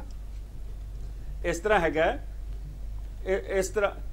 ਇਸ ਤਰ੍ਹਾਂ ਹੈਗਾ ਕਿ ਸਾਡੇ ਗੁਰੂ ਸਾਹਿਬ ਦੀ, ਤੇ ਮੈਂ ਜੇ ਦਿੱਲੀ ਦੀ ਗੱਲ ਕਰਾਂ ਤੇ ਇੱਕੋ ਛੁੱਟੀ ਹੈ, ਉਹ ਹੈਗੀ ਹੈ ਗੁਰੂ ਨਾਨਕ ਪਾਤਸ਼ਾਹ ਦੀ। ਉਹ ਵੀ ਗੁਰੂ ਨਾਨਕ ਪਾਤਸ਼ਾਹ ਦੀ ਛੁੱਟੀ ਨਹੀਂ ਹੈ, ਉਸ ਦਿਨ ਕਾਰਤਿਕ ਪੂਰਨਿਮਾ ਪੈਂਦੀ ਹੈ। ਔਰ ਸਾਡੀ ਬੜੇ ਲੰਬੇ ਸਮੇਂ ਤੋਂ ਡਿਮਾਂਡ ਹੈ ਕਿ ਗੁਰੂ ਤੇਗ ਬਹਾਦਰ ਸਾਹਿਬ ਦਾ ਜਿਹੜਾ, ਜਿਨ੍ਹਾਂ ਨੂੰ ਹਿੰਦ ਦੀ ਚਾਦਰ ਕਹੀ ਜਾਂਦੀ ਹੈ, ਜਿਨ੍ਹਾਂ ਕਰਕੇ ਅੱਜ ਹਿੰਦੁਸਤਾਨ ਦਾ ਵਜੂਦ ਹੈ, ਉਹਨਾਂ ਦੀ ਛੁੱਟੀ ਪੂਰੇ ਹਿੰਦੁਸਤਾਨ 'ਚ ਹੋਣੀ ਚਾਹੀਦੀ ਹੈ। ਅੱਜ ਜੋ ਪੰਜਾਬ ਨੇ ਕੰਮ ਕਰ ਦਿੱਤਾ ਹੈ, ਉਹਨਾਂ ਦੀ ਛੁੱਟੀ ਵਿੱਚੋਂ ਗਾਇਬ ਕਰ ਦਿੱਤੀ ਹੈ। ਮੈਨੂੰ ਕੱਲ ਨੂੰ ਸੈਂਟਰ ਸਰਕਾਰ ਕਹੇਗੀ, ਦਿੱਲੀ ਦੀ ਸਟੇਟ ਕੇਜਰੀਵਾਲ ਦੀ ਸਰਕਾਰ ਕਹੇਗੀ ਤੁਹਾਡੇ ਆਪਣੇ ਸੂਬੇ 'ਚ ਇਹਦੀ ਛੁੱਟੀ ਹੈ ਨਹੀਂ, ਸਾਡੇ ਕੋਲੋਂ ਤੁਸੀਂ ਕਿਉਂ ਮੰਗ ਰਹੇ ਹੋ? ਔਰ ਮੈਂ ਸਮਝਦਾ ਕਿ ਮੈਂ ਜਿਹੜੀ ਗੱਲ ਉਹਦਾ ਆਪਸ਼ਨ ਦਿੱਤੀ ਹੈ ਕਿ ਤੁਸੀਂ ਵਰਕਿੰਗ ਆਵਰ ਵਧਾ ਲਓ ਉਹਦੇ, ਤੁਸੀਂ ਚਲੋ ਮੈਂ 1 ਮਿੰਟ ਪ੍ਰਧਾਨ ਸਾਹਿਬ ਆਨਾ ਵਾਪਸ ਤੁਹਾਡੇ ਕੋਲ, ਮੈਂ 1 ਮਿੰਟ ਆਨਾ ਤੁਹਾਡੇ ਕੋਲ, ਮੈਂ ਵਾਪਸ ਆਨਾ ਤੁਹਾਡੇ ਕੋਲ, ਮੈਂ ਆਨਾ ਤੁਹਾਡੇ ਕੋਲ ਵਾਪਸ, ਮੈਂ ਸਾਰਿਆਂ ਦਾ ਇੱਕ ਵਾਰ ਰਿਪਲਾਈ ਲੈ ਰਵਾਂ। ਵੱਡੀ ਗੱਲ ਇਹ ਹੈ ਕਿ ਜਿਹੜੀ ਮੈਂ ਗੱਲ ਕਹੀ ਸੀ ਉਹ ਹਾਲੇ ਤੱਕ ਨਿਕਲੀ ਨਹੀਂ ਹੈ। ਸੰਘਾ ਸਾਹਿਬ, ਮੈਂ ਤੁਹਾਡੇ ਤੋਂ ਜਾਣਨਾ ਚਾਹਨਾ ਕਿ ਆਮ ਤੌਰ ਤੇ ਹੀ ਇਹ ਧਾਰਨਾ ਬਣੀ ਹੋਈ ਹੈ ਕਿ ਸਰਕਾਰੀ ਕੰਮਾਂ ਦੀ ਢਿੱਲਮੱਠ ਇਸ ਲਈ ਹੁੰਦੀ ਹੈ ਕਿਉਂਕਿ ਛੁੱਟੀਆਂ ਬਹੁਤ ਜ਼ਿਆਦਾ ਹੁੰਦੀਆਂ ਨੇ, ਕੰਮਕਾਜ ਦੇ ਦਿਨ ਬੜੇ ਘੱਟ ਹੁੰਦੇ ਨੇ। ਜੇ ਕੋਸ਼ਿਸ਼ ਕੀਤੀ ਗਈ ਹੈ 37 ਤੋਂ ਘਟਾ ਕੇ 18 ਛੁੱਟੀਆਂ ਕੀਤੀਆਂ ਗਈਆਂ ਨੇ, ਉਹਦੇ ਵਿੱਚ ਹਰਜ ਕੀ ਹੈ? ਦੇਖੋ, ਸਭ ਤੋਂ ਪਹਿਲਾਂ ਜਿਹੜੀਆਂ ਇਹ ਵਰਕਿੰਗ ਐਫੀਸ਼ੀਐਂਸੀ ਨੂੰ ਵਧਾਉਣ ਦੇ ਲਈ ਜੋ 37 ਤੋਂ 18 ਛੁੱਟੀਆਂ ਕੀਤੀਆਂ, ਠੀਕ ਹੈ, ਪਰ ਦੂਸਰੀ ਗੱਲ ਮੈਂ ਇਹ ਕਹਿਣਾ, ਜਿਹੜੀ ਕਿ ਗੱਲ ਡਾਕਟਰ ਚੀਮਾ ਸਾਹਿਬ ਜੀ ਨੇ ਵੀ ਕੀਤੀ ਹੈ ਕਿ ਕੋਈ ਵੀ ਚੀਜ਼ ਜਦੋਂ ਆਪਾਂ ਸ਼ੁਰੂ ਕਰਨੀ ਆ ਆਪਦੇ ਆਪ ਤੋਂ ਸ਼ੁਰੂ ਕਰਨੀ ਚਾਹੀਦੀ ਹੈ। First of all captain Amarinder Singh, ਜਿਨ੍ਹਾਂ ਦੀ ਇਹਨਾਂ ਨੇ ਗੱਲ ਕੀਤੀ, ਆਪਣੇ ਮਾਨਯੋਗ ਮੁੱਖ ਮੰਤਰੀ ਆ, ਉਹਨਾਂ ਦੀ ਅਟੈਂਡੈਂਸ ਕਿੰਨੀ ਰਹੀ ਤੇ ਪਾਰਲੀਮੈਂਟ ਦੇ ਵਿੱਚ ਕਿੰਨੀ ਰਹੀ, ਵਿਧਾਨ ਸਭਾ ਦੇ ਵਿੱਚ ਕਿੰਨੀ ਰਹੀ। ਔਰ ਦੂਸਰੀ ਗੱਲ ਜਿਹੜੀ ਤੁਸੀਂ ਕਹਿ ਰਹੇ ਹੋ, ਮੁੱਖ ਮੰਤਰੀ ਦੇ ਦਫ਼ਤਰ ਦੇ ਵਿੱਚ ਆਣ ਤੇ ਅਫਸਰਾਂ ਦੇ ਜਾਂ ਮੁਲਾਜ਼ਮਾਂ ਦੇ ਦਫ਼ਤਰ ਦੇ ਵਿੱਚ ਆਣ ਦਾ ਗਵਰਨੈਂਸ ਤਾਂ ਉੱਥੋਂ ਹੀ ਹੋਣੀ ਹੈ ਨਾ ਜੀ। ਦੂਸਰੀ ਗੱਲ ਆ ਗਈ ਕਰਮਚਾਰੀਆਂ ਦੀ। ਜਿੱਥੇ ਤੁਸੀਂ 10-10 ਬੰਦਿਆਂ ਦਾ ਇੱਕ ਕਰਮਚਾਰੀ ਤੇ ਬੋਝ ਪਾਇਆ ਹੋਇਆ, ਉੱਥੇ ਜ਼ਰੂਰਤ ਹੈਗੀ ਆ ਨਵੀਂ ਭਰਤੀ ਕਰਨ ਦੀ। ਵਰਕਿੰਗ ਆਵਰਸ ਉਸੇ ਤਰੀਕੇ ਨਾਲ ਵੱਧ ਜਾਣਗੇ। ਜੇ ਇੱਕ ਮੁਲਾਜ਼ਮ ਹੈ ਉੱਥੇ ਮੁਲਾਜ਼ਮ 4 ਹੋ ਜਾਣ ਤਾਂ ਆਟੋਮੈਟਿਕਲੀ ਕੰਮ ਦੀ ਜਿਹੜੀ ਹੈਗੀ ਆ ਸਪੀਡ ਵੱਧ ਜੂ। ਅੱਜ ਜੇ ਹੁੰਦਾ ਕੀ ਹੈ, ਇੱਕ ਆਦਮੀ ਹੈ, ਉਹਦੇ ਕੋਲੇ 4-4 ਕੁਰਸੀਆਂ ਦਾ ਬੋਝ ਹੈ, 4-4 ਉਹ ਮਤਲਬ ਕਿ ਸੀਟਾਂ ਸਾਂਭ ਰਿਹਾ। ਇਸ ਕਾਰਨ ਇੱਕ ਤਾਂ ਉਹ ਵੈਸੇ ਹੀ ਨਿਰਾਸ਼ਾ ਦੇ ਆਲਮ 'ਚ ਰਹਿੰਦੇ ਆ, ਫਿਰ ਜਦੋਂ ਪਬਲਿਕ ਡੀਲਿੰਗ ਉਹਨਾਂ ਦੀ ਖਰਾਬ ਹੋ ਜਾਂਦੀ ਹੈ, ਕਈ ਚੀਜ਼ਾਂ ਦੀਆਂ ਉਹ ਪ੍ਰੋਬਲਮਸ ਆ ਜਾਂਦੀਆਂ। ਮਤਲਬ ਕੰਮ ਕਰਨ ਤੇ ਇਫੈਕਟ ਬੜਾ ਮਾੜਾ ਪਏਗਾ। ਕਰਮਚਾਰੀ ਵੀ ਇਹ ਕਹਿ ਰਹੇ ਨੇ ਕਿ ਸਾਡੀਆਂ ਛੁੱਟੀਆਂ ਘਟਾਈਆਂ, ਐਫੀਸ਼ੀਐਂਸੀ ਘਟਦੀ ਹੈ ਜਦੋਂ ਤੁਹਾਡੇ ਤੇ ਵਰਕਲੋਡ ਜ਼ਿਆਦਾ। ਬਹੁਤ ਵਧੀਆ ਚੀਜ਼ ਤੁਸੀਂ ਦੱਸੀ ਹੈ। ਮੈਂ ਤੁਹਾਡੇ ਤੋਂ ਜਾਣਨਾ ਚਾਹੁੰਦਾ ਵਿਨੀਤ ਜੀ, ਜੇ ਧਾਰਮਿਕ ਛੁੱਟੀਆਂ ਨੂੰ ਛੱਡ ਦਿੱਤਾ ਜਾਵੇ, ਧਾਰਮਿਕ ਦਿਹਾੜਿਆਂ ਨੂੰ ਛੱਡ ਦਿੱਤਾ ਜਾਵੇ, ਅਦਰਵਾਈਜ਼ ਜਿਹੜੀਆਂ ਛੁੱਟੀਆਂ ਘੱਟ ਕੀਤੀਆਂ ਗਈਆਂ ਨੇ, ਫੈਸਲਾ ਕਿਵੇਂ ਦਾ? ਦੋ ਅਲੱਗ-ਅਲੱਗ ਗੱਲਾਂ ਨੇ। ਪਹਿਲੀ ਗੱਲ, ਕੋਈ ਵੀ ਇਹੋ ਜਿਹਾ ਫੈਸਲਾ ਜਿਹੜਾ ਸਮਾਜ ਦੇ ਅੰਦਰ, ਸੁਸਾਇਟੀ ਦੇ ਅੰਦਰ ਖਾਸ ਕਰਕੇ ਰਿਲੀਜੀਅਸ ਬੇਸਡ ਅਨਰੈਸਟ ਕ੍ਰੀਏਟ ਕਰਦਾ ਹੋਏ, ਸਰਕਾਰ ਨੂੰ ਉਹ ਨਿਰਣੇ ਨਹੀਂ ਕਰਨਾ ਚਾਹੀਦਾ। ਐਫੀਸ਼ੀਐਂਸੀ ਵਧਾਉਣੀ ਹੈ, ਕੰਮ ਦੀ ਐਫੀਸ਼ੀਐਂਸੀ ਵਧਾਉਣੀ ਹੈ, ਛੁੱਟੀਆਂ ਘੱਟ ਹੋਣੀ ਚਾਹੀਦੀਆਂ, ਵੱਧ ਹੋਣੀ ਚਾਹੀਦੀ, ਇੱਕ ਡਿਸਪਿਊਟਡ ਵਿਸ਼ੇ ਹੈ, ਪਰ ਜਿੰਨਾ ਤੁਸੀਂ ਵਰਕਿੰਗ ਡੇਜ਼ ਹੁੰਦੇ ਉਹਨਾਂ 'ਚ ਵੀ ਕਿੰਨਾ ਪਰਫਾਰਮ ਕਰਦੇ ਹੋ, ਉਹ ਜ਼ਿਆਦਾ ਇੱਕ ਇੰਪੋਰਟੈਂਟ ਫੈਕਟਰ ਹੈ। ਅਗਰ ਸਰਕਾਰ ਨੇ ਆਪਣੀ ਐਫੀਸ਼ੀਐਂਸੀ ਨੂੰ ਇਨਕਰੀਜ਼ ਹੀ ਕਰਨਾ ਹੈ ਤੇ ਹੌਲੀਡੇਜ਼ ਨੂੰ ਕਰਟੇਲ ਕਰਨ ਦੇ ਇਲਾਵਾ ਵੀ ਬਹੁਤ ਸਾਰੇ ਜਿਹੜੇ ਹੈਗੇ ਹੈ ਤਰੀਕੇ ਹੁੰਦੇ ਨੇ। ਸਰਕਾਰ ਆਫਿਸ ਆਵਰਸ 'ਚ ਆ ਕੇ ਬੈਠਣਾ, ਜ਼ਰੂਰਤ ਪਏ ਤਾਂ ਮਿਨਿਸਟਰ ਆਫਿਸ ਆਵਰਸ ਤੋਂ ਬਾਹਰ ਬੈਠੇ ਹੋਏ ਹੈ। ਤੁਸੀਂ ਜੇ ਦਿੱਲੀ ਜਾਓ, ਜਿਹੜੀ ਨੈਸ਼ਨਲ ਗਵਰਨਮੈਂਟ ਹੈ, ਯੂ ਵਿਲ ਫਾਈਂਡ ਕਿ ਜਿਹੜੇ ਨੈਸ਼ਨਲ ਸੈਕਟਰੀਜ਼ ਨੇ, ਲਾਈਕ ਯੂਨੀਅਨ ਸੈਕਟਰੀ ਜਿਹਨੂੰ ਕਹਿੰਦੇ ਨੇ, ਉਹ ਯੂਜਲੀ 5 ਵਜੇ ਤੋਂ ਬਾਅਦ ਸ਼ਾਮੀ 7-8 ਵਜੇ ਤੱਕ ਬੈਠੇ ਕੰਮ ਕਰਦੇ ਹੁੰਦੇ। ਪੰਜਾਬ ਸੈਕਟਰੀ ਦੱਸੋ ਕਿਹੜਾ ਸੈਕਟਰੀ ਹੈ ਮਹਿਕਮੇ ਦਾ ਜਿਹੜਾ 3-4 ਵਜੇ ਤੋਂ ਬਾਅਦ ਦਫ਼ਤਰ 'ਚ ਮਿਲ ਜਾਵੇ, 5 ਵਜੇ ਤੱਕ ਗਾਇਬ ਹੋ ਜਾਂਦੇ ਨੇ। ਸੋ ਗੱਲ ਇਹ ਹੈ ਕਿ ਜਦ ਤੋਂ ਇਹ ਪੰਜਾਬ 'ਚ ਕਾਂਗਰਸ ਸਰਕਾਰ ਬਣੀ ਹੈ, ਤਦ ਤੋਂ ਜਿਹੜਾ ਹੈਗਾ ਵਰਕ ਕਲਚਰ ਖਤਮ ਹੋਇਆ ਹੈ, ਆਫਿਸਰਸ ਦਾ ਵੀ ਆਪਣੀ ਕੁਰਸੀਆਂ ਤੇ ਬੈਠਣਾ ਘਟਿਆ ਹੈ, DC SDM ਜਿਹੜੇ ਹੈ ਆਪਣੇ ਦਫ਼ਤਰਾਂ 'ਚ ਨਹੀਂ ਮਿਲਦੇ ਨੇ, SSP ਲੋਕਾਂ ਨੂੰ ਨਹੀਂ ਮਿਲ ਰਹੇ ਨੇ। ਸੋ ਪ੍ਰੋਬਲਮ ਇੱਥੇ ਨਹੀਂ ਹੈ ਛੁੱਟੀਆਂ ਘਟਾਉਣ ਨਾਲ ਕੀ ਹੋ ਜਾਊਗਾ, ਚਲੋ 10, 15, 20, 25, 30 ਛੁੱਟੀਆਂ ਘਟਾ ਲੋਗੇ, ਉਹਦੇ ਨਾਲ ਕਿੰਨੀ ਕਿ ਐਫੀਸ਼ੀਐਂਸੀ ਤਾਂ ਉੱਪਰੋਂ ਟੌਪ ਟੂ ਬਾਟਮ ਆਉਂਦੀ ਹੈ। ਔਰ ਜਿਹੜੀ ਗੱਲ ਚੀਮਾ ਸਾਹਿਬ ਨੇ ਇਸ਼ਾਰਾ ਕੀਤੇ, ਵੀਰ ਜੀ ਨੇ ਆਪਣੇ ਆਮ ਆਦਮੀ ਪਾਰਟੀ ਦੇ ਵੀਰ ਜੀ ਨੇ ਵੀ ਇਸ਼ਾਰੇ ਕੀਤੇ, ਉਹ ਗੱਲ ਬੜੀ ਹੈ ਕਿ ਕਿਤੇ ਨਾ ਕਿਤੇ ਮੁੱਖ ਮੰਤਰੀ ਸਾਹਿਬ ਨੂੰ ਵੀ ਇਹ ਮੈਸੇਜ ਹੁਣ ਦੇਣਾ ਪੈਣਾ ਹੈ। ਇਸ ਨਾਲ ਵਾਲੇ ਹਰਿਆਣਾ ਦੇ ਸੂਬੇ ਦੇ ਮੁੱਖ ਮੰਤਰੀ ਤਾਂ ਸਵੇਰੇ 9, 9:30 ਜਾ ਕੇ ਦਫ਼ਤਰ ਬੈਠ ਜਾਂਦੇ ਨੇ, ਔਰ ਇਹਨਾਂ ਦਾ ਦੁਪਹਿਰੀ ਕੰਮ ਸ਼ੁਰੂ ਹੁੰਦਾ ਹੈ, ਉਹ ਸ਼ਾਮੀ 5, 5:30 ਵਜੇ 6 ਵਜੇ ਤੱਕ ਬੈਠ ਕੇ ਉੱਥੇ ਕੰਮ ਨਿਪਟਾਉਂਦੇ ਨੇ। ਇਹ ਦਫ਼ਤਰ 'ਚ 5-10 ਮਿੰਟ ਲੱਗਦੇ ਨੇ। ਗੱਲਾਂ ਤੇ ਸਖਤ ਇਤਰਾਜ਼ ਹੈ ਕਿਉਂਕਿ ਇਹ ਜਿਹੜਾ ਕੰਪੈਰੀਜ਼ਨ ਕਰ ਰਹੇ ਨੇ ਮੁੱਖ ਮੰਤਰੀ ਦੀਆਂ ਜਿਹੜੀਆਂ ਡਿਊਟੀਆਂ ਨੇ ਜੋ ਕੰਮਕਾਰ ਉਹਨਾਂ ਦਾ ਹੁੰਦਾ ਹੈ ਉਹਨੂੰ ਆਮ ਇੱਕ EMPLOYE ਨਾਲ ਇੱਕ ਮੁਲਾਜ਼ਮ ਦੀ ਡਿਊਟੀ ਨਾਲ ਮੈਂ ਸੂਬੇ ਦੂਜਾ ਮੁੱਖ ਮੰਤਰੀ ਨਾਲ ਲੈਣਾ ਮੁਕਾਬਲਾ ਕਰ ਰਹੇ ਨੇ ਨਾਲ ਹੀ ਖੋਰ ਮੁੱਖ ਮੰਤਰੀ ਦੂਜੇ ਸੂਬੇ ਦਾ ਤੌਰ ਤੇ ਦੋ ਮੁੱਖ ਮੰਤਰੀਆਂ ਦਾ ਕੰਪੈਰੀਜ਼ਨ ਕਰ ਰਿਹਾ ਮੈਂ ਦੋ ਸੀਐਮ ਦਾ ਮੈਂ ਦੋ ਮੁੱਖ ਮੰਤਰੀਆਂ ਦਾ ਕਰ ਰਿਹਾ ਕੰਪੈਰੀਜ਼ਨ ਇੱਕ ਸੈਕਿੰਡ ਦੋ ਮੁੱਖ ਮੰਤਰੀਆਂ ਦਾ ਕੰਪੈਰੀਜ਼ਨ ਕਰ ਰਿਹਾ ਗੱਲ ਦੱਸੋ ਕੀ ਕਹਿਣਾ ਚਾਹੁੰਦੇ ਦੇਖੋ ਅੱਜ ਹਿੰਦੁਸਤਾਨ ਨਹੀਂ ਮੈਂ ਵਰਲਡ ਦੇ ਵਿੱਚ ਗੱਲ ਕਰਦਾ ਡਾਕਟਰ APJ ਅਬਦੁਲ ਕਲਾਮ ਜੀ ਤੋਂ ਵੱਡਾ ਕੋਈ ਸਾਇੰਟਿਸਟ ਨਹੀਂ ਹੋਇਆ ਉਹਨਾਂ ਨੇ ਆਪਦੀ ਜਿਹੜੀ ਬਾਇਓਗ੍ਰਾਫੀ ਦੇ ਵਿੱਚ ਲਿਖਿਆ ਸੀ ਮੇਰੇ ਮਰਨ ਉਪਰੰਤ ਛੁੱਟੀ ਨਾ ਕੀਤੀ ਜਾਵੇ ਠੀਕ ਹੈ ਉਸ ਦਿਨ ਸਾਰੇ ਅਦਾਰੇ ਚੱਲਣ ਸਾਰਾ ਕੁਝ ਚੱਲੇ ਅੱਜ ਜੇ ਛੁੱਟੀ ਕੀਤੀ ਗਈ ਹੈ ਵਿਸਾਖੀ ਦੀ ਛੁੱਟੀ ਕੀਤੀ ਗਈ ਹੈ ਗੁਰੂ ਤੇਗ ਬਹਾਦਰ ਜੀ ਦੀ ਹਿੰਦ ਦੀ ਚਾਦਰ ਜਿਨ੍ਹਾਂ ਨੂੰ ਆਪਾਂ ਕਹਿੰਦੇ ਆ ਉੱਥੇ ਛੁੱਟੀ ਕੀਤੀ ਗਈ ਹੈ ਸਭ ਤੋਂ ਪਹਿਲਾਂ ਤਾਂ ਜੇ ਕਰਤੀ ਬਹੁਤ ਵੱਡੀ ਗਲਤ ਗੱਲ ਕੀਤੀ ਹੈ ਅੱਜ ਜੇ ਕਰਤੀ ਹੈ ਤਾਂ ਜੇ ਸਕੂਲ ਹੈ ਜਾਂ ਕੋਈ ਵੀ ਐਜੂਕੇਸ਼ਨ ਇੰਸਟੀਚਿਊਟਸ ਹੈ ਜਿਸ ਦਿਨ ਇਹ ਦਿਹਾੜਾ ਆਉਂਦਾ ਉਸ ਦਿਨ ਕਮ ਸੇ ਕਮ ਇਹਦੇ 2-3 ਲੈਕਚਰ ਲੱਗਣ ਜਿਹਦੇ ਵਿੱਚ ਬੱਚਿਆਂ ਨੂੰ ਕਮ ਸੇ ਕਮ ਜ਼ਰੂਰ ਜਾਗਰਤ ਕੀਤਾ ਜਾਵੇ ਇਹਦੇ ਬਾਰੇ ਦੱਸਿਆ ਜਾਵੇ ਠੀਕ ਹਾਂਜੀ ਪੀਰ ਮੁਹੰਮਦ ਸਾਹਿਬ ਦੋ ਚੀਜ਼ਾਂ ਨੇ ਇੱਕ ਚੀਜ਼ ਤਾਂ ਮੈਂ ਜਿਹੜੀ ਉਹ ਕਹੀ ਹੈ ਜਿਹੜੀ ਮੈਂ ਜੀਕੇ ਸਾਹਿਬ ਤੋਂ ਵੀ ਸਵਾਲ ਪੁੱਛਿਆ ਸੀ ਕਿ ਕੀ ਸਾਡਾ ਇਤਿਹਾਸ ਸਾਡੇ ਗੁਰੂਆਂ ਨੇ ਤਾਂ ਕਿਹਾ ਕਿ ਕਿਰਤ ਕਰੋ ਹਨਾ ਸਭ ਤੋਂ ਵੱਡੀ ਸਾਨੂੰ ਜਿਹੜੀ ਦੇਣ ਦਿੱਤੀ ਹੈ ਕਿਰਤ ਕਰੋ ਨਾਮ ਜਪੋ ਛੁੱਟੀਆਂ ਦਾ ਇਹਨਾਂ ਇਤਿਹਾਸਿਕ ਦਿਹਾੜਿਆਂ ਨਾਲ ਕੀ ਲੈਣਾ ਦੇਖੋ ਇਹ ਸਰਕਾਰਾਂ ਦੇ ਫੈਸਲੇ ਨੇ ਲੇਕਿਨ ਜਿਹੜਾ ਛੁੱਟੀਆਂ ਨੂੰ ਘਟਾਉਣਾ ਇਹ ਤਾਂ ਇੱਕ ਚੰਗੀ ਗੱਲ ਏ ਲੇਕਿਨ ਜਿਹੜੇ ਇਤਿਹਾਸਿਕ ਮਹੱਤਤਾ ਵਾਲੇ ਦਿਨ ਨੇ ਸਭ ਤੋਂ ਪਹਿਲਾਂ ਮੈਂ ਮੇਰੀ ਗੱਲ ਸੁਣੋ ਸਭ ਤੋਂ ਪਹਿਲਾਂ ਨਹੀਂ ਉਹਦੇ ਚ ਮੈਂ ਤੁਹਾਨੂੰ ਦੱਸਦਾ ਨਾ ਮੈਂ ਤੁਹਾਨੂੰ ਦੱਸਦਾ ਜੇ ਇੱਕ ਮਿੰਟ ਜੇ ਕੱਲ ਨੂੰ ਰਾਮਨੌਮੀ ਦੀ ਕੋਈ ਛੁੱਟੀ ਕੈਨਸਲ ਕਰ ਦਿੰਦੇ ਮੈਂ ਤੁਹਾਨੂੰ ਮੈਂ ਦੱਸਦਾ ਫਿਰ ਉਹ ਧਰਮ ਦੇ ਲੋਕ ਵੀ ਕਹਿਣਗੇ ਵੀ ਸਾਡੇ ਧਰਮ ਦੇ ਕਿਉਂ ਕੀਤੇ ਹਾਂਜੀ ਸਾਨੀ ਸਾਹਿਬ ਮੈਂ ਤੁਹਾਨੂੰ ਇਹੋ ਹੀ ਦੱਸਦਾ 26 ਜਨਵਰੀ ਤੇ 15 ਅਗਸਤ ਤਾਂ ਹੀ ਆਏ ਜੇ ਯੋਧਿਆਂ ਨੇ ਕੁਰਬਾਨੀਆਂ ਦਿੱਤੀਆਂ ਸ਼ਹੀਦ ਭਗਤ ਸਿੰਘ ਰਾਜਗੁਰੂ ਸੁਖਦੇਵ ਸ਼ਹੀਦ ਊਧਮ ਸਿੰਘ ਸ਼ਹੀਦ ਕਰਤਾਰ ਸਿੰਘ ਸਰਾਭਾ ਉਹ ਤਾਂ ਸਾਰੇ ਇਹ ਸਰਕਾਰਾਂ ਨੇ ਭੁਲਾ ਦਿੱਤੇ ਤੇ ਮਹਾਤਮਾ ਗਾਂਧੀ ਇਹਨਾਂ ਨੂੰ ਯਾਦ ਆ ਗਏ ਉਹਨਾਂ ਦਾ ਜਨਮ ਦਿਹਾੜਾ ਮਨਾਉਣਾ ਜ਼ਰੂਰੀ ਹੈ ਜਾਂ ਜਿਹੜੇ ਜਿਨ੍ਹਾਂ ਨੇ ਸ਼ਹਾਦਤ ਦੇ ਕੇ ਆਪਣੇ ਖੂਨ ਨਾਲ ਸਿੰਜ ਕੇ ਆਜ਼ਾਦੀ ਪ੍ਰਾਪਤ ਕੀਤੀ ਤੇ ਦੇਸ਼ ਨੂੰ ਆਜ਼ਾਦ ਕਰਵਾਇਆ ਉਹਨਾਂ ਦਾ ਦਿਨ ਮਨਾਉਣਾ ਜ਼ਰੂਰੀ ਹੈ ਜਿੰਦੇ ਨਾਲ ਸਾਡੇ ਯੂਥ ਨੂੰ ਇੱਕ ਨਵਾਂ ਮੈਸੇਜ ਮਿਲੇ ਸੁਨੇਹਾ ਮਿਲੇ ਦੂਸਰੀ ਗੱਲ ਇਹ ਆ ਕਿ ਹਿੰਦ ਦੀ ਚਾਦਰ ਇਹ ਕਹਿੰਦੇ ਨੇ ਅਸੀਂ ਤਾਂ ਕਹਿੰਦੇ ਕਿ ਮਨੁੱਖਤਾ ਦੇ ਵਾਸਤੇ ਸਾਹਿਬ ਸ੍ਰੀ ਗੁਰੂ ਤੇਗ ਬਹਾਦਰ ਸਾਹਿਬ ਜੀ ਨੇ ਜ਼ੁਲਮ ਦੇ ਖਿਲਾਫ ਸ਼ਹਾਦਤ ਦਿੱਤੀ ਉਹਨਾਂ ਨੇ ਧਰਮ ਫਿਰਕੇ ਤੋਂ ਉੱਪਰ ਉੱਠ ਕੇ ਜ਼ੁਲਮ ਦੇ ਵਿਰੋਧ ਦੇ ਵਿੱਚ ਖੜੇ ਹੋਏ ਉਹਨਾਂ ਦੀ ਛੁੱਟੀ ਦੀ ਗੱਲ ਇੰਡੀਆ ਦੇ ਅੰਦਰ ਕਰਦੇ ਆ ਜਿਵੇਂ ਜੀਕੇ ਸਾਹਿਬ ਨੇ ਦੱਸਿਆ ਉਹ ਇੱਥੇ ਨਹੀਂ ਹੋਇਆ ਦੂਸਰੀ ਗੱਲ ਇਹ ਸਾਹਿਬ ਸ੍ਰੀ ਗੁਰੂ ਗ੍ਰੰਥ ਸਾਹਿਬ ਜੀ ਦਾ ਜਿਹੜਾ ਪਹਿਲਾ ਪ੍ਰਕਾਸ਼ ਦਿਹਾੜਾ ਹੈ ਉਹ ਸਮੁੱਚੀ ਮਨੁੱਖਤਾ ਦੇ ਲਈ ਹੈ ਉਹ ਇੱਕ ਮੈਸੇਜ ਹੈ ਜਿਵੇਂ ਇਹਨਾਂ ਨੇ ਕਿਹਾ ਸੰਘਾ ਸਾਹਿਬ ਨੇ ਬਹੁਤ ਵਧੀਆ ਗੱਲ ਹੈ ਇਹਨਾਂ ਛੁੱਟੀਆਂ ਨੂੰ ਜਾਂ ਤਾਂ ਇਸ ਤਰੀਕੇ ਨਾਲ ਕੀਤਾ ਜਾਵੇ ਕਿ ਉੱਥੇ ਲੈਕਚਰ ਹੋਣ ਉੱਥੇ ਇਸ ਤਰ੍ਹਾਂ ਦੇ ਪ੍ਰਬੰਧ ਕੀਤੇ ਜਾਣ ਜਿਵੇਂ ਇਹ ਆਜ਼ਾਦੀ ਦਾ ਦਿਹਾੜਾ ਮਨਾਉਂਦੇ ਆ ਜਿਵੇਂ ਇਹ ਗਣਤੰਤਰ ਦਿਵਸ ਮਨਾਉਂਦੇ ਆ ਪਰੇਡ ਕਰਾਈ ਜਾਂਦੀ ਹੈ ਆਪਣੀ ਤਾਕਤ ਦਾ ਵਿਖਾਵਾ ਕੀਤਾ ਜਾਂਦਾ ਜਾਂ ਤਾਂ ਇਸ ਤਰ੍ਹਾਂ ਹੋਵੇ ਹੁਣ ਇਹ ਜਿਹੜੀ ਗੱਲ ਆ ਕਾਂਗਰਸ ਦੀ ਅਸਲ ਦੇ ਵਿੱਚ ਮਜਬੂਰੀ ਹੈ ਕਿ ਇਹਨਾਂ ਨੇ ਸਿੱਖ ਕੌਮ ਨੂੰ ਕਿਸੇ ਨਾ ਕਿਸੇ ਤਰੀਕੇ ਦੇ ਨਾਲ ਇਹ ਆਪਣੇ ਹਾਕਮਾਂ ਨੂੰ ਦੱਸਣਾ ਹੁੰਦਾ ਹੈ ਕਿ ਅਸੀਂ ਸਿੱਖ ਕੌਮ ਨੂੰ ਗੁਲਾਮੀ ਦਾ ਅਹਿਸਾਸ ਕਿਵੇਂ ਕਰਾਉਣਾ ਕਿਵੇਂ ਦੱਸਣਾ ਕਿਵੇਂ ਅਸੀਂ ਇਹ ਦੱਸਣਾ ਕਿ ਇੱਥੇ ਤੁਸੀਂ ਦੇਖੋ ਉਹਦੀਆਂ ਕਈ ਉਦਾਹਰਨਾਂ ਦਿੱਤੀਆਂ ਜਾ ਸਕਦੀਆਂ ਅਗਲੀ ਗੱਲ ਆ 25 ਦਸੰਬਰ ਨੂੰ ਕ੍ਰਿਸਮਸ ਦੇ ਉੱਤੇ ਸਾਨੂੰ ਕੋਈ ਇਤਰਾਜ਼ ਨਹੀਂ ਗੁੱਡ ਫਰਾਈਡੇ ਦੇ ਉੱਪਰ ਸਾਨੂੰ ਕੋਈ ਇਤਰਾਜ਼ ਨਹੀਂ ਜੇ ਇੱਕ ਈਸਾਈ ਭਾਈਚਾਰੇ ਦੇ 2 ਦਿਨ ਮਨਾਏ ਜਾਂਦੇ ਆ ਤੇ ਅਗਲੇ ਦਿਨ 26 ਦਸੰਬਰ ਨੂੰ ਸਾਹਿਬਜ਼ਾਦਿਆਂ ਦਾ ਸ਼ਹੀਦੀ ਦਿਹਾੜਾ ਹੁੰਦਾ ਛੋਟੇ ਬੱਚਿਆਂ ਦੀ ਪ੍ਰੇਰਨਾ ਸਰੋਤ ਸਾਹਿਬਜ਼ਾਦਿਆਂ ਦੀ ਜਿਹੜੀ ਕੁਰਬਾਨੀ 7 ਤੇ 9 ਸਾਲ ਦੀ ਜਿਹੜੀ ਜ਼ੁਲਮ ਦੇ ਖਿਲਾਫ ਸਾਨੂੰ ਜੰਮਣ ਵਕਤ ਹੀ ਸਾਨੂੰ ਇਸ ਗੱਲ ਦੀ ਇੱਕ ਉਦਾਹਰਨ ਮਿਲ ਜਾਂਦੀ ਹੈ ਤਾਂ ਉਹ ਦਿਨ ਵੀ ਵਿਸਾਰ ਦੇਣਾ ਇਹ ਸਾਰੀਆਂ ਗੱਲਾਂ ਜਿਹੜੀਆਂ ਕਿਤੇ ਨਾ ਕਿਤੇ ਇਹਨਾਂ ਦੇ ਵਿੱਚ ਇਹਨਾਂ ਦੀ ਮਜਬੂਰੀ ਕੀ ਹੈ ਇੱਕ ਤਾਂ ਧਾਰਮਿਕ ਤੌਰ ਤੇ ਇਹ ਵਿਚਾਰ ਦੀ ਗੱਲ ਜੋ ਕੱਟ ਲੱਗਿਆ ਛੁੱਟੀਆਂ ਦੇ ਵਿੱਚ ਜੋ ਕੱਟ ਲੱਗਿਆ ਹੈ ਇਹ ਕਿਸੇ ਧਰਮ ਦਾ ਨਹੀਂ ਕਿ ਇੱਕ ਪਾਰਟਿਕੂਲਰ ਨਹੀਂ ਮਹਾਤਮਾ ਗਾਂਧੀ ਤੁਹਾਨੂੰ ਯਾਦ ਨੇ ਸ਼ਹੀਦ ਭਗਤ ਸਿੰਘ ਕਿਉਂ ਨਹੀਂ ਯਾਦ ਸਾਰੇ ਧਰਮਾਂ ਦੀਆਂ ਛੁੱਟੀਆਂ ਨੇ ਸਾਰਿਆਂ ਤੇ ਕੱਟ ਚਰਖੇ ਦੇ ਨਾਲ ਆਜ਼ਾਦੀ ਆ ਗਈ ਇੱਕ ਤੁਹਾਡੀ ਗੱਲ ਜਵਾਨਾ ਚਰਖੇ ਦੇ ਨਾਲ ਆਜ਼ਾਦੀ ਆ ਗਈ ਤੱਕ ਮਹਾਤਮਾ ਗਾਂਧੀ ਜੀ ਦਾ ਹੈਗਾ ਜਿਹੜੀਆਂ ਨੈਸ਼ਨਲ ਛੁੱਟੀਆਂ ਹੁੰਦੀਆਂ ਨੇ ਉਹ ਨੈਸ਼ਨਲ ਹੌਲੀਡੇਜ਼ ਨੇ ਉਹ ਸਾਰੀਆਂ ਸਟੇਟਾਂ ਤੇ ਲਾਗੂ ਹੁੰਦੀਆਂ ਨੇ ਉਹ ਸਾਡੇ ਉਹਦੇ ਚ ਨਹੀਂ ਹੋ ਗਈਆਂ ਉਹ ਉੱਥੋਂ ਫੈਸਲਾ ਹੁੰਦਾ ਹੈ ਸੋ ਇਹ ਜਿਹੜੇ ਨੈਸ਼ਨਲ ਹੌਲੀਡੇਜ਼ ਨੇ ਜੋ ਧਰਮਾਂ ਦੀ ਗੱਲ ਹੈ ਇਹਨੂੰ ਤੁਸੀਂ ਸੰਵੇਦਨਸ਼ੀਲ ਬਣਾ ਕੇ ਇਹਨੂੰ ਭਾਵਨਾ ਭੜਕਾਉਣ ਵਾਲੀ ਗੱਲ ਨਾ ਕਰੋ ਕੋਈ ਜੋ ਰਾਸ਼ਟਰਪਿਤਾ ਦਾ ਗੁਰੂ ਤੇਗ ਬਹਾਦਰ ਜੀ ਨੇ ਇੱਕ ਸੈਕਿੰਡ ਚਲੋ ਮੈਂ ਇੱਕ ਛੋਟਾ ਜਿਹਾ ਬ੍ਰੇਕ ਲੈ ਲਾਂ ਇੱਕ ਛੋਟਾ ਜਿਹਾ ਬ੍ਰੇਕ ਤੋਂ ਬਾਅਦ ਜਲਦ ਹਾਜ਼ਰ ਹੋਣਾ ਮੁੱਦੇ ਬਹੁਤ ਜ਼ਿਆਦਾ ਨੇ ਇੱਕ ਛੋਟਾ ਜਿਹਾ ਬ੍ਰੇਕ ਲੈ ਕੇ ਜਲਦ ਹਾਜ਼ਰ ਹੋਣਾ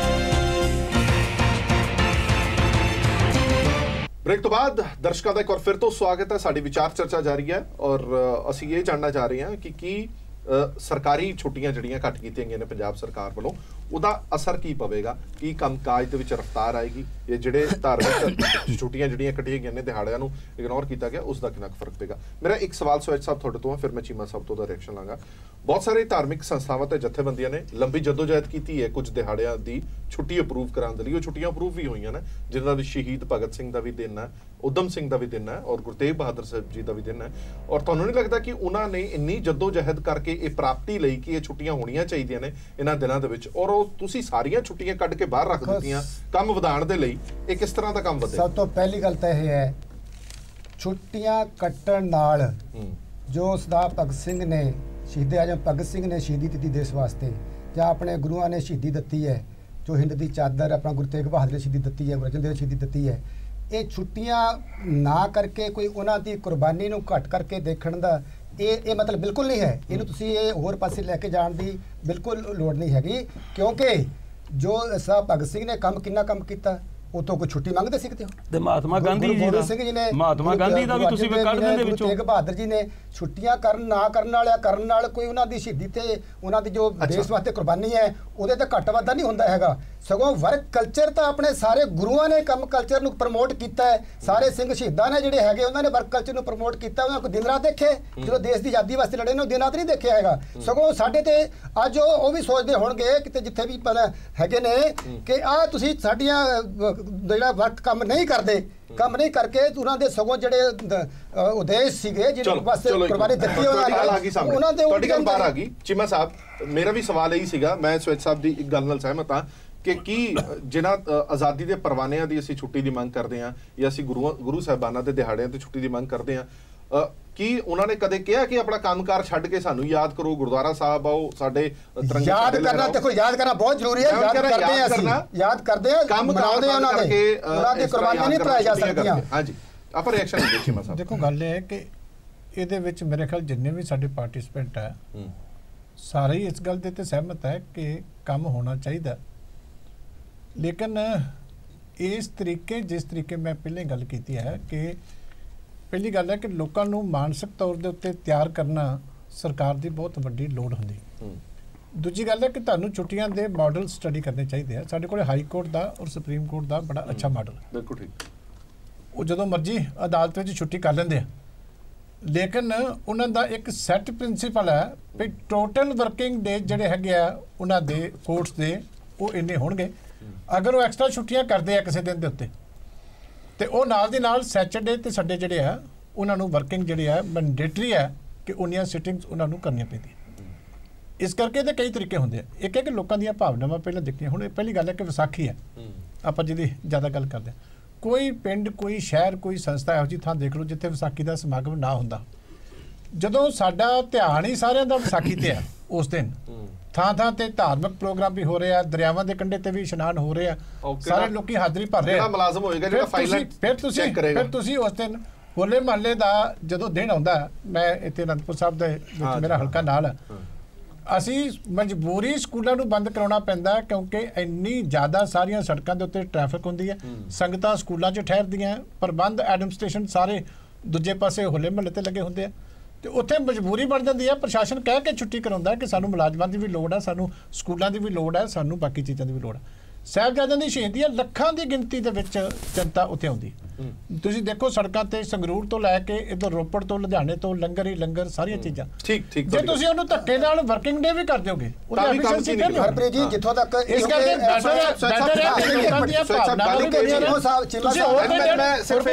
ਜਿਹੜੇ ਮੁਲਾਜ਼ਮਾਂ ਦੀਆਂ ਛੁੱਟੀਆਂ ਇਕੱਠੀਆਂ ਗਈਆਂ, ਜਿਹੜੇ ਮੁਲਾਜ਼ਮਾਂ ਦੀ ਮੈਂ ਦੋ ਗੱਲ ਕਰਦਾ ਵਿਸਾਖੀ ਤੇ ਸਭਾ ਦੀ ਗੱਲ ਕਰ ਦਿੰਦਾ। ਚੀਮਾ ਸਾਨੂੰ ਪਤਾ ਹੋਏਗਾ ਕਿ ਜਦੋਂ ਵਿਸਾਖੀ ਹੁੰਦੀ ਹੈ ਜਿਹੜਾ ਉੱਥੇ ਏਰੀਆ ਸਾਰਾ ਜ਼ਿਲ੍ਹੇ ਦਾ ਉੱਥੇ ਛੁੱਟੀ ਹੁੰਦੀ ਹੈ। ਇਸੇ ਤਰ੍ਹਾਂ ਫਤਿਹਗੜ੍ਹ ਸਾਹਿਬ ਜਦੋਂ ਸਭਾ ਹੁੰਦੀ ਹੈ ਦੁਨੀਆ ਦੇ ਵਿੱਚ ਜੀ, ਟੋਰਾਂਟੋ ਦੇ ਵਿੱਚ ਤੁਸੀਂ ਇਸੇ ਤਰ੍ਹਾਂ ਵਰਲਡ ਦੇ ਵਿੱਚ ਵੇਖੋ ਕਿੰਨੇ ਨਗਰ ਕੀਰਤਨ ਹੁੰਦੇ ਨੇ। ਵਿਸਾਖੀ ਜੋ ਇਹਨਾਂ ਨੇ ਸੁਪਰੀਮ ਕੋਰਟ ਦੀ ਗੱਲ ਕੀਤੀ ਹੈ, ਵਿਸਾਖੀ ਦਾ ਤਿਉਹਾਰ ਕਿਸੇ ਸ਼ਹਿਰ ਦਾ ਤਿਉਹਾਰ ਹੈ। ਜੋ ਇਹਨਾਂ ਨੇ ਸੁਪਰੀਮ ਕੋਰਟ ਦੀ ਗੱਲ ਕੀਤੀ ਹੈ, ਉੱਥੇ ਤੁਸੀਂ ਤੁਹਾਨੂੰ ਯਾਦ ਹੋਏਗਾ ਪਿਛਲੇ ਸਾਲ ਜਦੋਂ ਖੇਰ ਸਾਹਿਬ ਚੀਫ ਜਸਟਿਸ ਸੀਗੇ, ਉਹਨਾਂ ਨੇ ਪੂਰੀਆਂ ਜੂਨ ਦੀਆਂ ਛੁੱਟੀਆਂ ਦੇ ਵਿੱਚ ਸਾਰੀਆਂ ਛੁੱਟੀਆਂ ਕੰਮ ਕੀਤਾ ਹੈ। ਕੈਂਸਲ ਕਰਕੇ ਵਰਕ ਕਲਚਰ ਨੂੰ ਵਧਾਇਆ। ਵਰਕ ਕਲਚਰ ਨੂੰ ਵਧਾਉਣਾ, ਵਰਕ ਕਲਚਰ ਨੂੰ ਅੱਗੇ ਲੈ ਕੇ ਜਾਣਾ, ਕੰਮ ਕਰਨਾ ਲੋਕਾਂ ਵਾਸਤੇ ਕੋਈ ਮਾੜੀ ਗੱਲ ਨਹੀਂ ਹੈਗੀ ਹੈ। ਦੁਨਿਆਵੀ ਪੜ੍ਹਾਈ ਦੇ ਨਾਲ ਸਪਿਰਚੁਅਲ ਵੀ ਹੋਣਾ ਜ਼ਰੂਰੀ ਹੈ। ਸਾਹਿਬ ਸ੍ਰੀ ਗੁਰੂ ਗ੍ਰੰਥ ਸਾਹਿਬ ਜੀ ਦਾ ਜਿਹੜਾ ਪਹਿਲਾ ਪ੍ਰਕਾਸ਼ ਦਿਹਾੜਾ ਉਹਦੇ ਤੇ ਤੁਸੀਂ ਘੱਟੋ ਘੱਟ ਉਹਦਾ ਖਿਆਲ ਰੱਖ ਲੈਂਦੇ। ਜਿਹੜੇ ਵੀ ਮੁਲਾਜ਼ਮ ਨੇ ਜਾਣਾ ਵਿਸਾਖੀ ਤੇ ਉੱਥੇ ਵਾਸਤੇ ਰਿਸਟ੍ਰਿਕਟਡ ਹੌਲੀਡੇਜ਼ ਇਸ ਕਰਕੇ ਹੈਗੀ ਸਾਰੀਆਂ। 5 ਛੁੱਟੀਆਂ ਤੁਸੀਂ ਰੱਖੀਆਂ ਰਿਸਟ੍ਰਿਕਟਡ ਹੌਲੀ ਜਾ ਸਕਦੇ ਨੇ। ਮਨਜੀਤ ਸਿੰਘ ਜੀ ਕੇ ਜੁੜੇ ਹੋਏ ਨੇ। ਜੀ ਕੇ ਸਾਹਿਬ, ਜਿਹੜੀ ਗੱਲ ਸਵੈਤ ਸਾਹਿਬ ਕਹਿੰਦੇ ਨੇ ਕਿ ਜਿਹੜੀਆਂ ਛੁੱਟੀਆਂ ਕੀਤੀਆਂ ਗਈਆਂ ਨੇ ਉਹਦੇ ਵਿੱਚ ਜੇ ਤੁਸੀਂ ਕਿਸੇ ਧਰਮ ਨੂੰ ਜੋੜ ਰਹੇ ਹੋ ਜਾਂ ਸਿਰਫ ਸਿੱਖ ਧਰਮ ਨੂੰ ਜੋੜ ਰਹੇ ਹੋ ਤਾਂ ਉਹ ਬਿਲਕੁਲ ਗਲਤ ਹੈ। ਉਸ ਦਾ ਇਹਨਾਂ ਚੀਜ਼ਾਂ ਦੇ ਨਾਲ ਕੋਈ ਲੈਣਾ ਦੇਣਾ ਨਹੀਂ ਹੈ। ਔਰ ਛੁੱਟੀਆਂ 5 ਰੱਖੀਆਂ ਹੋਈਆਂ ਨੇ। ਜੇ ਕਿਸੇ ਨੇ ਵਿਸਾਖੀ ਤੇ ਜਾਣਾ ਤਾਂ 5 ਛੁੱਟੀਆਂ ਚੋਂ ਲੈ ਲਵੇ ਛੁੱਟੀ ਜੇ ਲੈਣੀ ਹੈ ਤਾਂ।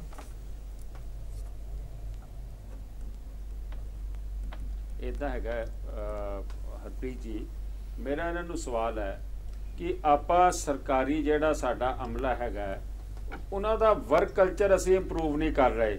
ਮੈਂ ਕਹਿੰਦਾ ਤੁਸੀਂ ਸਾਰੀਆਂ 32-35 ਛੁੱਟੀਆਂ ਹੀ ਕੈਂਸਲ ਕਰ ਦਿਓ ਖਾਂ ਤਾਂ ਵੀ ਕੰਮ ਪੂਰੇ ਹੋ ਰਹੇ ਨੇ। ਤੁਹਾਡੇ ਕੰਮ ਪੂਰੇ ਹੋ ਹੀ ਨਹੀਂ ਰਹੇ ਦਫ਼ਤਰਾਂ ਦੇ ਵਿੱਚ ਕਿਉਂਕਿ ਵਰਕ ਕਲਚਰ ਹੀ ਹੈ ਨਹੀਂਗਾ।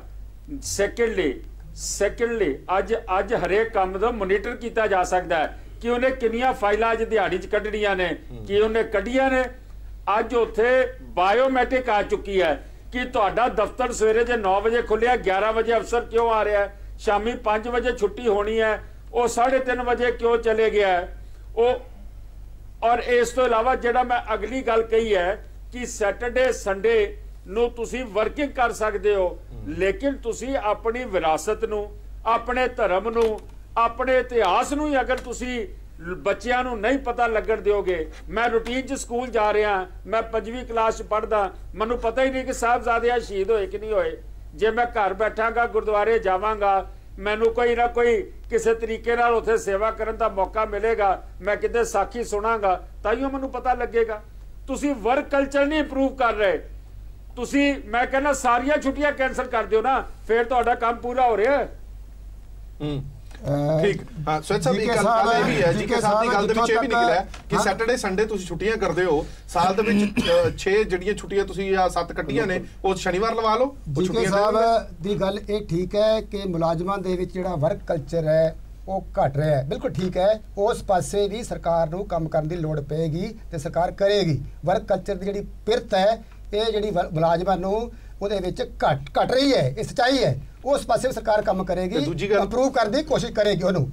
ਜੋ ਦੂਜੀ ਗੱਲ ਹੈ ਜਿਹੜੀ ਤੁਸੀਂ ਧਰਮ ਨਾਲ ਜੋੜ ਕੇ ਦੇਖ ਰਹੇ ਹੋ ਵੀ ਇਹਦੇ ਨਾਲ ਉਹਨਾਂ ਦਾ ਅਸੀਂ ਕੋਈ ਜਿਹੜੀ ਛੁੱਟੀਆਂ ਕੱਟ ਕੇ ਉਹਨਾਂ ਨੂੰ ਯਾਦ ਨਹੀਂ ਕੀਤਾ ਜਾਏਗਾ ਜਾਂ ਕੋਈ ਇਦਾਂ ਦੀ ਤੁਸੀਂ ਗੱਲ ਕਰ ਰਹੇ ਹੋ, ਇਹ ਗੱਲ ਨਾਲ ਮੈਂ ਸਹਿਮਤ ਨਹੀਂ ਹੈਗਾ। ਤੁਸੀਂ ਇਸ ਪਾਸੇ ਨੂੰ ਗੱਲ ਇਹ ਹੈ ਕਿ ਵਿਸਾਖੀ ਦਾ ਤਿਉਹਾਰ ਹੈ, ਜਿਵੇਂ ਵਿਸਾਖੀ ਦਾ ਤਿਉਹਾਰ ਹੈ, ਅਗਲਾ ਕਹਿੰਦੇ ਵੀ ਚਲੋ ਅਸੀਂ ਅਨੰਦਪੁਰ ਸਾਹਿਬ ਚਲੀਏ, ਤੁਹਾਨੂੰ ਦਿਖਾਈਏ ਵੀ ਕਿੱਥੇ ਜਿਹੜਾ ਮੁਲਾਜ਼ਮ ਨੇ ਜਾਣਾ ਜਾ ਸਕਦਾ, ਰੋਕਿਆ ਕਿ ਨਹੀਂ ਜਾਣ ਤੋਂ? ਫਿਰ ਉਹ ਕਿਸੇ ਨੇ ਰੋਕਿਆ ਨਹੀਂ ਜਾਣ ਤੋਂ। ਜਿਹੜਾ ਬੰਦਾ ਛੁੱਟੀ ਲੈ ਕੇ ਜਾਏਗਾ ਨਾ ਉਹਦੇ ਮਨ ਦੇ ਵਿੱਚ ਇਹ ਜ਼ਰੂਰ ਆਏਗਾ ਕਿ ਜਿਹੜੀ ਛੁੱਟੀ ਮੇਰੀ ਕੱਟੀ ਗਈ ਹੈ ਇਹ ਮੇਰਾ ਹੱਕ ਸੀਗਾ, ਇਹ ਮੇਰਾ ਅਧਿਕਾਰ ਸੀ। ਕੋਈ ਬਹੁਤੀ ਵੱਡੀ ਗੱਲ ਨਹੀਂ ਹੈ, ਛੁੱਟੀ ਲੈ ਕੇ ਚੱਲ ਜਾਵੇ। ਕਿਹੜਾ ਮੁਲਾਜ਼ਮ, ਜਿਸ ਮੁਲਾਜ਼ਮ ਅੱਜ ਮੁਲਾਜ਼ਮ ਜਥੇਬੰਦੀਆਂ ਇਸ ਦਾ ਵਿਰੋਧ ਕਰ ਰਹੀਆਂ ਨੇ ਨਾ, ਕਿਹੜਾ ਉਹ ਮੁਲਾਜ਼ਮ ਹੋਊਗਾ ਜਿੱਦ ਤੁਸੀਂ ਛੁੱਟੀ ਕਰਕੇ ਉਸ ਤੋਂ ਤੁਸੀਂ ਕੰਮ ਕਢਾ ਲਓਗੇ? ਹਰਪ੍ਰੀਤ ਜੀ ਕਿੰਨੀਆਂ ਛੁੱਟੀਆਂ ਹੁੰਦੀਆਂ ਨੇ, ਕੈਜੂਅਲ ਲੀਵ ਹੁੰਦੀਆਂ ਨੇ, ਦੂਜੇ ਲਿੱਟੇ ਹੁੰਦੇ, ਮੁਲਾਜ਼ਮ ਛੁੱਟੀਆਂ ਕਿੰਨੇ ਲੈਂਦੇ ਨੇ? ਇੱਕ ਛੁੱਟੀ ਰਜਿਸਟਰ ਲੈ ਲੂਗਾ ਤਾਂ ਕੀ ਹੋਇਆ?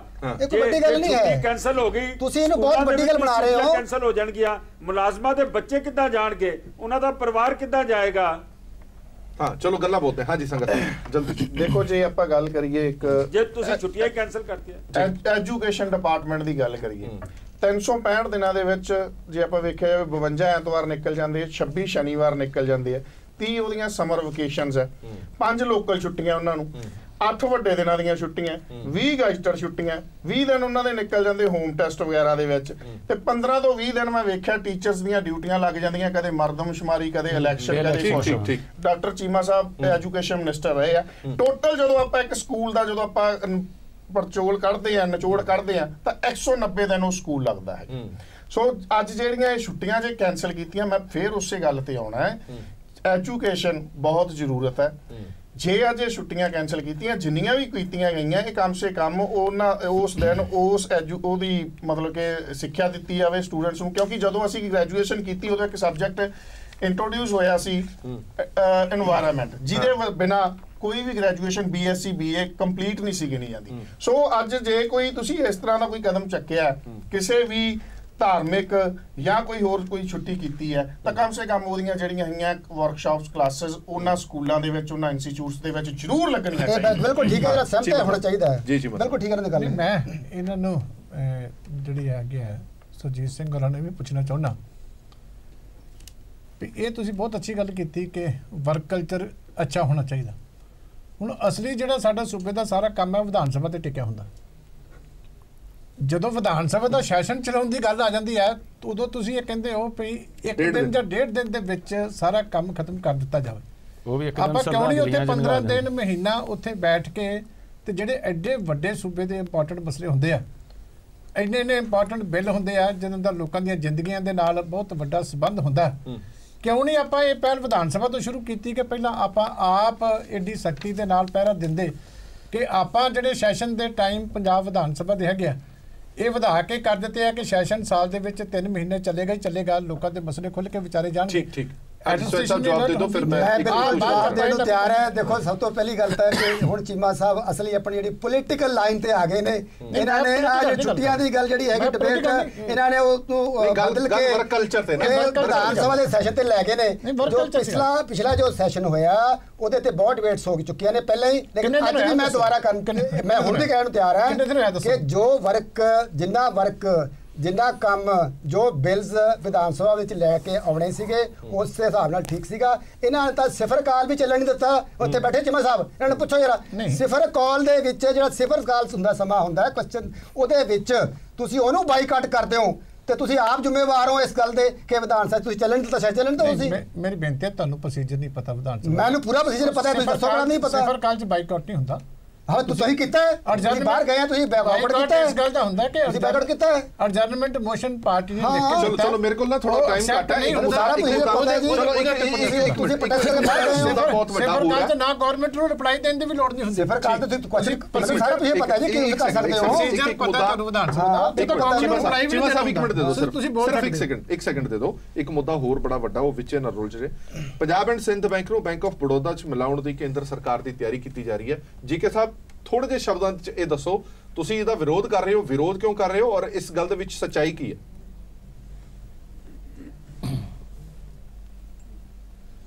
ਅੱਜ ਬਹੁਤ ਵੱਡੀ ਮੀਟਿੰਗ ਦਿੱਲੀ ਦੇ ਵਿੱਚ ਰੱਖੀ ਗਈ ਸੀ। ਇਹਦੇ ਵਿੱਚ ਬੈਂਕ ਦੇ ਤਕਰੀਬਨ 6 ਫਾਰਮਰ ਚੇਅਰਮੈਨਸ ਆਏ ਸੀਗੇ ਔਰ ਇਹਦੇ ਵਿੱਚ ਜਿਹੜੇ ਈਡੀ ਰਹੇ ਨੇ ਜਾਂ ਜਨਰਲ ਮੈਨੇਜਰ ਰਹੇ ਨੇ ਉਹ ਆਏ ਨੇ। ਦਿੱਲੀ ਦੇ ਪਤਵੰਤੇ ਸੱਜਣ ਆਏ ਸੀਗੇ, ਇੰਡਸਟਰੀਲਿਸਟ ਆਏ ਸੀਗੇ, ਇਹਦੇ ਐਕਸ EMPLOYEES ਆਏ ਸੀਗੇ ਔਰ ਇਹਦੇ ਵਿੱਚ ਹੋਰ ਧਾਰਮਿਕ ਜਥੇਬੰਦੀਆਂ ਵੀ ਆਈਆਂ ਸੀਗੀਆਂ। ਇਹ 1908 ਦੇ ਵਿੱਚ ਭਾਈ ਵੀਰ ਸਿੰਘ ਹੋਰਾਂ ਨੇ ਔਰ 3 ਸੱਜਣਾ ਹੋਰ ਨੇ ਇਹ ਬੈਂਕ ਸ਼ੁਰੂ ਕੀਤਾ ਸੀਗਾ। 10 ਲੱਖ ਦੀ ਮੂੜੀ ਤੋਂ ਸ਼ੁਰੂ ਹੋਇਆ ਸੀ। ਲਾਹੌਰ ਇਹਦਾ ਕੈਪੀਟਲ ਸੀਗਾ। ਜਦੋਂ ਪਾਰਟੀਸ਼ਨ ਹੋਇਆ 1947 ਚ 13 ਬ੍ਰਾਂਚਾਂ ਸੀਗੀਆਂ ਔਰ ਜਿਹੜੀਆਂ ਬ੍ਰਾਂਚਾਂ ਪਾਕਿਸਤਾਨ ਚ ਰਹਿ ਗਈਆਂ ਉਹਨਾਂ ਨੇ ਜਦੋਂ ਫੰਡ ਮੰਗਿਆ ਉਹਨਾਂ ਦਾ ਫੰਡ ਵੀ ਵਾਪਸ ਦਿੱਤਾ ਗਿਆ ਸੀਗਾ। 1960 ਦੇ ਦਹਾਕੇ ਦੇ ਵਿੱਚ ਜਦੋਂ ਗ੍ਰੀਨ ਰੈਵੋਲੂਸ਼ਨ ਆਇਆ ਵੱਡੇ ਬੈਂਕ ਪੰਜਾਬ ਦੇ ਵਿੱਚ ਬ੍ਰਾਂਚਾਂ ਖੋਲਣ ਨੂੰ ਤਿਆਰ ਨਹੀਂ ਸੀਗੇ। ਇਸ ਬੈਂਕ ਨੇ ਪੰਜਾਬ ਦੇ ਕਿਸਾਨਾਂ ਨੂੰ ਖੜਾ ਕੀਤਾ। ਇਸ ਬੈਂਕ ਨੇ ਪੰਜਾਬ ਦੇ ਔਰ ਪੰਜਾਬੀਆਂ ਦੇ ਬਿਜ਼ਨਸ ਖੜੇ ਕੀਤੇ। ਇਸ ਬੈਂਕ ਨੇ ਪੰਜਾਬ ਔਰ ਪੰਜਾਬੀਆਂ ਨੂੰ ਔਰ ਸਿੱਖਾਂ ਨੂੰ ਇੰਪਲੋਇਮੈਂਟ ਦਿੱਤੀ ਔਰ ਇਹਦਾ ਸਿੱਖ ਕਲਚਰ ਮੇਨਟੇਨ ਰਿਹਾ। 1980 ਦੇ ਵਿੱਚ ਇੰਦਰਾ ਗਾਂਧੀ ਨੇ ਜਦੋਂ ਨੈਸ਼ਨਲਾਈਜ਼ ਕੀਤਾ ਇਸ ਬੈਂਕ ਨੂੰ ਉਦੋਂ ਬਾਦਲ ਸਾਹਿਬ ਨੇ ਔਰ ਮੇਰੇ ਪਿਤਾ ਜਥੇਦਾਰ ਸੰਤੋਖ ਸਿੰਘ ਹੋਰਾਂ ਨੇ ਬੜਾ ਪ੍ਰੋਟੈਸਟ ਕੀਤਾ। ਇੰਦਰਾ ਗਾਂਧੀ ਦੀ ਸਰਕਾਰ ਨੇ ਵਾਅਦਾ ਕੀਤਾ ਸੀ ਕਿ ਇਹ ਜਿਹੜਾ ਨੈਸ਼ਨਲਾਈਜ਼ ਹੋਇਆ ਇਹਦਾ ਸਿੱਖ ਕਰੈਕਟਰ ਹਮੇਸ਼ਾ ਜੀਵਿਤ ਰੱਖਿਆ ਜਾਏਗਾ, ਇਹਦਾ ਚੇਅਰਮੈਨ ਹਮੇਸ਼ਾ ਸਿੱਖ ਰਹੇਗਾ ਔਰ ਇਸ ਗੱਲ ਨੂੰ ਇਨਸ਼ੋਰ ਕਰਦੇ ਆ। ਔਰ ਉਦੋਂ ਤੋਂ ਅੱਜ ਤੱਕ ਇਹਦਾ ਚੇਅਰਮੈਨ ਸਿੱਖ ਰਿਹਾ। ਇੱਕ ਅੱਧਾ ਵਿੱਚੋਂ ਇੰਸਟੈਂਸ ਰਿਹਾ ਜਦੋਂ ਨਹੀਂ ਰਿਹਾ ਔਰ ਹਰ ਸਾਲ ਇਹ ਗੁਰੂ ਇਤਿਹਾਸ ਦੇ ਉੱਤੇ, ਗੁਰੂ ਸ਼ਬਦ ਦੇ ਉੱਤੇ, ਗੁਰੂ ਸਾਹਿਬਾਨ ਦੇ ਉੱਤੇ ਕੈਲੰਡਰ ਵੀ ਕੱਢਦੇ ਨੇ। ਇਹਨਾਂ ਕੋਲ ਬਹੁਤ ਵੱਡੀ ਕਲੈਕਸ਼ਨ ਹੈ ਬੜੀਆਂ ਪੇਂਟਿੰਗਸ ਦੀਆਂ ਜਿਹੜੀਆਂ ਗੁਰੂ ਇਤਿਹਾਸ ਨਾਲ ਜੁੜੀਆਂ ਹੋਈਆਂ ਨੇ। ਚਲੋ ਆਪਾਂ ਵਿਰੋਧ ਕੀ ਕਰ ਰਹੇ ਹਾਂ, ਆਪਾਂ ਆਪਣੀ ਮੰਗ ਕੀ ਕਰਾਉਂਦੇ ਨੇ। ਮੈਂ ਸਮਝਦਾ ਵਾਂ ਅੱਜ ਸਾਡੀ ਮੰਗ ਇਹ ਹੈ ਕਿ ਇਹ ਬੈਂਕ ਘਾਟੇ 'ਚ ਨਹੀਂ ਹੈ। ਇਹ ਬੈਂਕ ਅੱਜ ਵੀ ਬਿਲਕੁਲ ਠੀਕ ਹੈ। ਜਿਹੜੇ ਘਾਟੇ ਵਾਲੇ ਬੈਂਕ ਜਾ ਰਹੇ ਨੇ ਉਹਨਾਂ ਬਾਰੇ ਤੇ ਸੋਚੋ। ਸਰਕਾਰ ਦੀ ਕਮਿਟਮੈਂਟ ਹੈ ਕਿ ਇਹਦਾ ਸਿੱਖ ਕਰੈਕਟਰ ਜੀਵਿਤ ਰੱਖਿਆ ਜਾਏਗਾ। ਜਿੱਦਾਂ ਤੁਸੀਂ ਮਰਜ ਕਰ ਦਿਓਗੇ, ਸਾਡਾ ਇੱਕੋ ਇੱਕ ਅਦਾਰਾ ਜਿਹੜਾ ਪੰਜਾਬ ਦੇ ਇਤਿਹਾਸ ਔਰ ਕਲਚਰ ਨਾਲ ਜੁੜਿਆ, ਪੰਜਾਬ ਦੀ ਡਿਵੈਲਪਮੈਂਟ ਨਾਲ ਜੁੜਿਆ, ਤੁਸੀਂ ਉਹਨੂੰ ਖਤਮ ਕਰਨ ਜਾ ਰਹੇ ਹੋ। ਸੋ ਇਸ ਕਰਕੇ ਅਸੀਂ ਇਹਦੀ ਵਿਉਂਤ ਬਣਾ ਕੇ ਬਿਲਕੁਲ ਪ੍ਰੋਟੈਸਟ ਕਰਾਂਗੇ। ਜਿਵੇਂ ਦਿਆਲ ਸਿੰਘ ਕਾਲਜ ਦਾ ਨਾਮ ਇਹਨਾਂ ਨੇ ਬਦਲਣ ਦੀ ਕੋਸ਼ਿਸ਼ ਕੀਤੀ, ਨਹੀਂ ਬਦਲ ਸਕੇ। ਠੀਕ ਜੀ ਕੇ ਜੀ, ਠੀਕ ਹੈ। ਇਸੇ ਤਰੀਕੇ ਨਾਲ ਪੰਜਾਬ ਜੀ ਜਾਣਬੁੱਝ ਕੇ ਟਾਰਗੇਟ ਕੀਤਾ ਜਾ ਰਿਹਾ ਸਿੱਖ ਸੰਸਥਾਵਾਂ ਨੂੰ। ਕਿਤੇ ਪੀਰ ਮੁਹੰਮਦ ਸਾਹਿਬ ਦੀ ਗੱਲ ਠੀਕ ਤਾਂ ਨਹੀਂ ਹੈ ਜਿਹੜੀ ਕੱਲ ਇਹਨਾਂ ਨੇ ਕੀਤੀ ਸੀ? ਦੋ ਅਲੱਗ-ਅਲੱਗ ਗੱਲਾਂ, ਬਿਲਕੁਲ ਉਹੀ ਗੱਲਾਂ ਨੇ ਜੀ। ਦੋ ਅਲੱਗ-ਅਲੱਗ ਗੱਲਾਂ ਨੇ, ਮੈਨੂੰ ਥੋੜਾ ਸਮਾਂ ਦੇ ਦਿਓ, ਕੰਪਲੈਕਸ ਇਸ਼ੂ ਹੈ। ਪਹਿਲੀ ਗੱਲ ਤਾਂ ਇਹ ਹੈ ਕਿ ਵੀ ਜੋ ਗੱਲ ਇਹਨਾਂ ਨੇ ਕਹੀ ਹੈ, ਮੈਂ ਇਹਨਾਂ ਦੀ ਗੱਲ ਦੇ ਨਾਲ ਸਹਿਮਤ ਵੀ ਹਾਂ, ਔਰ ਇਹਨਾਂ ਦੀ ਗੱਲ ਜਿੱਥੇ ਬੀਜੇਪੀ ਚ ਰਾਈਟ ਕੁਆਰਟਰ ਚ ਪਹੁੰਚਾਣੀ ਹੋਊਗੀ ਪਹੁੰਚਾ ਕੇ ਕੋਸ਼ਿਸ਼ ਕਰਾਂਗੇ ਕਿ ਪੰਜਾਬ ਐਂਡ ਸਿੰਧ ਬੈਂਕ ਜਿਹੜਾ ਹੈਗਾ ਇਹਦਾ ਜਿਹੜਾ ਨਾਮ ਹੈ ਉਹ ਮੇਨਟੇਨ ਰਵੇ। ਲੇਕਿਨ ਅਸੀਂ ਇੱਕ ਥੋੜਾ ਜਿਹਾ ਗੱਲ ਧਿਆਨ ਕਰੀਏ, ਅਸੀਂ ਹਰ ਗੱਲ ਨੂੰ ਜਿਹੜਾ ਹੈਗਾ ਨਾ ਕਿਤੇ ਧਰਮ ਜਾਂ ਇਹਦੇ ਨਾਲ ਜੋੜਨ ਦੀ ਕੋਸ਼ਿਸ਼ ਨਾ ਕਰੀਏ। ਉਹਦਾ ਭਾਵ ਸਮਝੋ, ਇਹ 21 ਬੈਂਕ ਜਿਹੜੇ ਹੈਗੇ ਨੇ, 21 ਤੋਂ ਮਤਲਬ ਇਹਨਾਂ ਨੇ 21 ਤੋਂ ਲਗਭਗ 11 ਬੈਂਕ ਜਿਹੜੇ ਨੈਸ਼ਨਲ ਬੈਂਕਸ ਹੈ ਉਹ ਕਰਨੇ ਨੇ, ਔਰ ਉਸ ਚ ਉਹਨਾਂ ਨੇ ਕੀ ਕਰਨਾ ਹੈ ਕਿ ਜਿਹੜੇ ਛੋਟੇ ਬੈਂਕ ਹੈ ਸਾਰੇ ਮਰਜ ਕਰਨੇ। ਸਟੇਟ ਬੈਂਕ ਆਫ ਇੰਡੀਆ ਹੈ। ਮੇਰੀ ਗੱਲ ਖਤਮ ਹੋਣ ਦਿਓ, ਮੇਰੀ ਗੱਲ ਨਹੀਂ, ਮੈਨੂੰ ਹੁਣ ਗੱਲ ਖਤਮ ਕਰਨ ਦਿਓ, ਕਿਉਂਕਿ ਫਿਰ ਤੁਸੀਂ ਮੇਰੀ ਗੱਲ ਜਦ ਪੂਰੀ ਹੋ ਜਾਏਗੀ ਨਾ, ਮੈਂ ਪਹਿਲੇ ਸਟੈਪ ਤੇ ਹੀ ਕਹਤਾ ਕਿ ਪੰਜਾਬ ਐਂਡ ਸਿੰਧ ਬੈਂਕ ਦੀ ਲੜਾਈ ਜਿਹੜੀ ਹੈ ਉਹ ਅਸੀਂ ਵੀ ਲੜਾਂਗੇ। ਮੈਂ ਤਾਂ ਹਟ ਨਹੀਂ ਰਿਹਾ, ਪੰਜਾਬ ਬੀਜੇਪੀ ਨਾਲ ਖੜੀ ਹੈ, इसका इशू टेक अप करांगे। पर हुण मैं थोड़ा जिहा अपनी गल कह लेना, हुण गल नूं असीं हर तरफ उस तरफ बार-बार उस तरफ ना ले जाइए, ठीक है। स्टेट बैंक ऑफ इंडिया है, State Bank of Hyderabad, Patiala, Travancore, Bikaner सारे उस मर्ज हो गए। हुण उहदा 37 करोड़ जिहड़ा क्लाइंट बेस हो जाएगा, 24,000 ब्रांचां हो जाणगीਆਂ, 59,000 ATM हो जाणगे, लोगों के क्रॉस जिहड़े पैसे लगदे ने वो बचणगे। इस तरह ही हुण जिहड़ा हैगा इन्हां दा कुल एजेंडा जिहड़ा सरकार दा है वो ये नहीं है कि किसी नूं ह्यूमिलेट करना, किसी नूं छोटा करना है, किसी नूं वड्डा करना है। पर्पस ये है कि जिहड़े नॉन जिन्हां दे NPA ज़्यादा या नॉन परफॉर्मिंग बैंक्स है उन्हां नूं वड्डे बैंक च मर्ज करके सरकार दी प्रोडक्टिविटी वधाई जावे, बैंकिंग सैक्टर नूं मोर प्रॉफिटेबल किया जावे। हुण जिवें हुण चलो आपां पंजाब एंड सिंध बैंक करदे हां, पंजाब एंड सिंध बैंक तो पुराना पंजाब नैशनल बैंक है 1894 दा, सरदार दयाल सिंह मजीठिया जी दे फाउंडर सीगे जी। उस बैंक दे तहत उस PNB दे अंदर हुण OBC, Allahabad bank, corporation bank और इंडियन बैंक मर्ज किया जा रहा है। सो हुण बैंक ऑफ बड़ौदा नु कर दो, मेरी जरूरी है ਉਹਨੂੰ ਇਹਦੇ ਵਿੱਚ ਮਰਜ ਕਰ ਦੇ। ਮੇਰੀ ਬੇਨਤੀ ਸੁਣੋ ਨਾ, ਮੇਰੀ ਗੱਲ ਗੱਲ ਕਮ ਦੇਖੋ, ਇਹ ਵਨ ਵੇ ਨਹੀਂ ਹੋ ਸਕਦਾ। ਤੁਸੀਂ ਐ ਨਾ ਕੋ ਕਿ ਨॉन परफॉर्मिंग बैंक ਹੈ ਉਹ ਹਰਪ੍ਰੀਤ ਜੀ, ਮੇਰੀ ਗੱਲ ਮਨਜੀਤ ਸਿੰਘ ਜੀ ਕਹਿੰਦੇ ਕਿ ਉਹ ਵਧੀਆ ਕੰਮ ਕਰ ਰਿਹਾ। ਪਹਿਲੀ ਗੱਲ ਦੂਜੀ ਗੱਲ ਉਸ ਬੈਂਕ ਦੇ ਨਾਲ ਮਨਜੀਤ ਸਿੰਘ ਜੀ ਕੇ ਜੀ ਕੋਈ ਬੈਂਕਰ ਨੇ ਜਿਹੜਾ ਕਹਿ ਜਾਣਗੇ ਉਸ ਬੈਂਕ ਦੇ ਨਾਲ, ਉਸ ਬੈਂਕ ਦੇ ਨਾਲ ਇਤਿਹਾਸ ਵੀ ਤਾਂ ਜੁੜਿਆ। ਮੇਰੀ ਗੱਲ ਸੁਣ, ਮੈਂ ਫਿਰ PNB ਤਾਂ 1894 ਦਾ ਬੈਂਕ ਹੈ, PNB 1894 ਦਾ ਬੈਂਕ ਹੈ, ਇਹ 1908 ਦਾ। ਇੱਕ ਸੈਕਿੰਡ ਮੇਰੀ ਗੱਲ ਸੁਣ ਲਿਓ, ਦਿਆਲ ਸਿੰਘ ਮਜੀਠੀਆ ਤੁਸੀਂ ਕਹਿ ਦੋ ਜੀ ਛੋਟੇ ਨੇ, ਫਿਰ ਜਿਹੜੇ ਫਾਊਂਡਰ ਨੇ ਪੰਜਾਬ ਨੈਸ਼ਨਲ ਬੈਂਕ ਦੇ। ਮੇਰੇ ਪਾਸ ਦੋ ਅਲੱਗ-ਅਲੱਗ ਗੱਲਾਂ ਨੇ। ਪਹਿਲਾ ਹੈਗਾ ਇੱਕ ਸੰਸਥਾ, ਸੁਣੋ ਮੈਂ ਛੋਟੀਆਂ ਦੇ ਮਾਮਲੇ ਦੇਖੋ, ਕਿਸੇ ਦਾ ਨਾਂ ਤਾਂ ਬਦਲਿਆ ਹੀ ਜਾਣਾ ਨਾ। ਹੁਣ ਮੈਂ ਛੋਟੀਆਂ ਦੇ ਮਾਮਲੇ 'ਚ ਗੱਲ ਕਹੀ ਸੀਗੀ ਕਿ ਜਿੱਥੇ ਰਿਲੀਜੀਅਸ ਮਸਲੇ ਹੁੰਦੇ ਨੇ ਉੱਥੇ ਸਰਕਾਰ ਨੂੰ ਧਿਆਨ ਨਾਲ ਕੰਮ ਕਰਨਾ ਚਾਹੀਦਾ। ਪੰਜਾਬ ਐਂਡ ਸਿੰਧ ਬੈਂਕ ਦੇ ਮਸਲੇ 'ਚ ਮੈਂ ਸੁਣਦੇ ਸਾਰੀ ਪਹਿਲੀ ਗੱਲ ਇਹ ਕਹੀ ਕਿ ਅਸੀਂ ਇਸ ਲੜਾਈ 'ਚ ਨਾਲ ਖੜੇ ਹਾਂ, ਕਿਉਂਕਿ ਜਿੱਥੇ ਰਿਲੀਜੀਅਸ ਭਾਵਨਾਵਾਂ ਜੁੜਦੀਆਂ ਉਹਦੀ ਕਦਰ ਹੋਣੀ ਚਾਹੀਦੀ ਹੈ, ਠੀਕ ਹੈ। ਪਰ ਅਸੀਂ ਹਰ ਗੱਲ ਨੂੰ ਰਿਲੀਜੀਅਸ ਨਾਲ ਜੋੜੀਏ, ਕਿਉਂਕਿ ਉਹਦੇ ਪਿੱਛੇ ਜਿਹੜਾ ਹੈਗਾ ਫਾਈਨੈਂਸ਼ੀਅਲ ਰੀਜ਼ਨਸ ਰਹਿੰਦੇ ਨੇ। ਇਸ ਗੱਲ ਨੂੰ ਸਮਝੀਏ। ਫਿਰ ਪੰਜਾਬ ਨੈਸ਼ਨਲ ਬੈਂਕ ਜਿਹੜਾ ਹੈਗਾ ਉਹਦਾ ਮੇਨਟੇਨ ਹੋ ਰਿਹਾ, ਇਹ ਵੀ ਐਪਰੀਸ਼ੀਏਟ ਕਰੀਏ, ਠੀਕ ਹੈ ਨਾ। ਤੁਸੀਂ ਪੰਜਾਬ ਨੈਸ਼ਨਲ ਬੈਂਕ ਨੂੰ ਤਾਂ ਤੁਸੀਂ ਉਹਦੇ ਬਾਰੇ ਕੁਝ ਬੋਲੋ ਨਾ, ਪੰਜਾਬ ਐਂਡ ਸਿੰਧ ਬੈਂਕ ਦਾ ਹਿਊ ਐਂਡ ਕਰਾਈ ਕਰਕੇ ਸਰਕਾਰ ਦੀ ਇਮੇਜ ਨੂੰ ਖਰਾਬ ਕਰੋ, ਇਹ ਗਲਤ ਗੱਲ ਹੈ। ਲੇਕਿਨ ਪੰਜਾਬ ਐਂਡ ਸਿੰਧ ਬੈਂਕ ਦੀ ਜੇ ਲੜਾਈ ਹੈ ਅਸੀਂ ਉਹਦੇ ਨਾਲ ਖੜੇ ਆ, ਅਸੀਂ ਕੋਸ਼ਿਸ਼ ਕਰਾਂਗੇ ਇਹ ਗੱਲ ਵਾਜਿਬ ਸਥਾਨ ਤੇ ਜਾਵੇ, ਮੈਰਿਟ ਤੇ ਹੋਏਗੀ। ਤੇ ਜਿਸ ਤਰ੍ਹਾਂ ਇਹ ਕਹਿ ਰਹੇ ਨੇ ਕਿ ਵੀ ਉਸ ਚ NPA ਕੱਟ ਨੇ, ਫਲਾਣਾ ਪ੍ਰੋਫਿਟੇਬਲ ਹੈ, ਤਾਂ ਡੈਫੀਨਿਟਲੀ ਸੁਣੀ ਜਾਏਗੀ। ਸਰਕਾਰ ਨੇ ਵਾਅਦਾ ਕੀਤਾ ਹੋਇਆ ਹੈ, ਕੇਂਦਰ ਸਰਕਾਰ ਨੇ ਵਾਅਦਾ ਕੀਤਾ ਹੋਇਆ ਕਿ ਇਹ ਨਾਮ ਨਹੀਂ ਬਦਲਿਆ ਜਾਏਗਾ। ਸੁਣੋ ਮੇਰੀ ਗੱਲ ਇਹ ਹੈ ਕਿ ਕੇਂਦਰ ਸਰਕਾਰ ਵਾਅਦੇ ਕਰਦੀ ਹੈ, ਵਕਤ ਦੇ ਹਿਸਾਬ ਨਾਲ ਉਹ ਬਦਲ ਵੀ ਜਾਂਦੇ ਨੇ, ਹਾਲਾਤਾਂ ਦੇ ਹਿਸਾਬ ਨਾਲ ਚੀਜ਼ਾਂ ਜਿਹੜੀਆਂ ਰੀਕਨਸੀਡਰ ਹੁੰਦੀਆਂ। ਹੁਣ ਛੁੱਟੀਆਂ ਦਾ ਮਾਮਲਾ ਹੋ ਗਿਆ ਸਾਹਿਬ, ਹੁਣ ਬਸ ਕਰੋ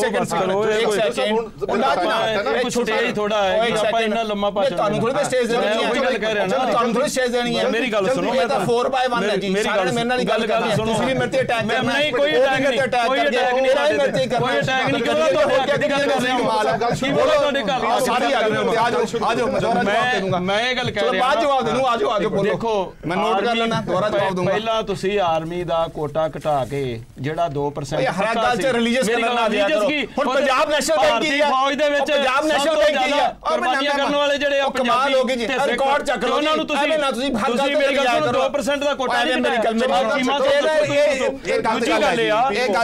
ਪੰਜਾਬ ਐਂਡ ਸਿੰਧ ਬੈਂਕ ਦੀ ਗੱਲ ਦੇਖੋ। ਪੰਜਾਬ ਐਂਡ ਸਿੰਧ ਬੈਂਕ ਜਿਵੇਂ ਤੁਸੀਂ ਬੜਾ ਵਧੀਆ ਸੁਝਾਅ ਦਿੱਤਾ ਹੈ, ਜੇ ਜੋਸ਼ੀ ਸਾਹਿਬ ਤੁਸੀਂ ਅੱਗੇ ਆਪਣੇ ਜਾ ਕੇ ਹਾਈ ਕਮਾਂਡ ਨਾਲ ਗੱਲ ਕਰਨੀ ਤੇ ਇਹਨਾਂ ਬੜਾ ਵਧੀਆ ਸੁਝਾਅ ਦਿੱਤਾ। ਬੈਂਕ ਆਫ ਬੜੌਦਾ ਉਹਨੂੰ ਇਹਦੇ ਵਿੱਚ ਮਰਜ ਕਰ ਦਿਓ। ਸਰ ਗੱਲ ਇਹ ਕਿ ਮੈਂ ਤਾਂ ਗੱਲ ਇਹਦਾ ਨਾਮ ਪੰਜਾਬ ਐਂਡ ਸਿੰਧ ਬੈਂਕ ਰਹਿਣ ਦਿਓ। ਮੈਂ ਤਾਂ ਗੱਲ ਔਰ ਦੂਸਰੀ ਗੱਲ ਪੰਜਾਬ ਨੈਸ਼ਨਲ ਬੈਂਕ ਦੀ ਵੀ ਗੱਲ ਕਰ ਲਓ, ਐਪਰੀਸ਼ੀਏਟ ਕਰੋ ਨਾ ਕਿ ਪੰਜਾਬ ਨੈਸ਼ਨਲ ਬੈਂਕ ਦਾ ਨਾਮ ਨਹੀਂ ਚੇਂਜ ਹੋ ਰਿਹਾ, ਸਰਦਾਰ ਦਿਆਲ ਸਿੰਘ ਮਜੀਠੀਆ ਦੇ ਫਾਊਂਡਰ ਸੀਗੇ, ਉਹ ਵੀ ਗੱਲ ਕਰ ਲਓ ਨਾ।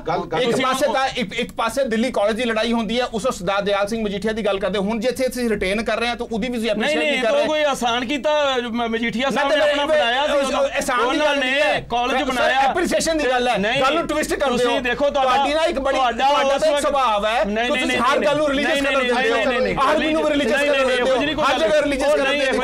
ਪਲੀਜ਼ ਤੋਂ ਬਾਹਰ ਆਓ, ਇਹ ਪੰਜਾਬੀ ਨੇ ਬੜਾ ਸੰਤਾਪ ਹੋ ਗਿਆ ਤੁਹਾਡੀ ਇਹੋ ਜਿਹੀ ਵੰਡੀਆਂ ਕਰਕੇ ਹੋ ਗਿਆ। ਇਹ ਵੰਡੀਆਂ ਤੁਸੀਂ ਪਾਉਂਦੇ ਜੇ, ਤੁਸੀਂ ਪਾਈਏ ਵੰਡੀਆਂ, ਇੰਡੀਆ ਦੇ ਵਿੱਚ ਤੁਸੀਂ ਹਰ ਚੀਜ਼ ਨੂੰ ਆਪਣੇ ਮਰਜ਼ੀ ਕਰਨ ਤੇ ਤੁਲੇ ਹੋਏ ਹੋ।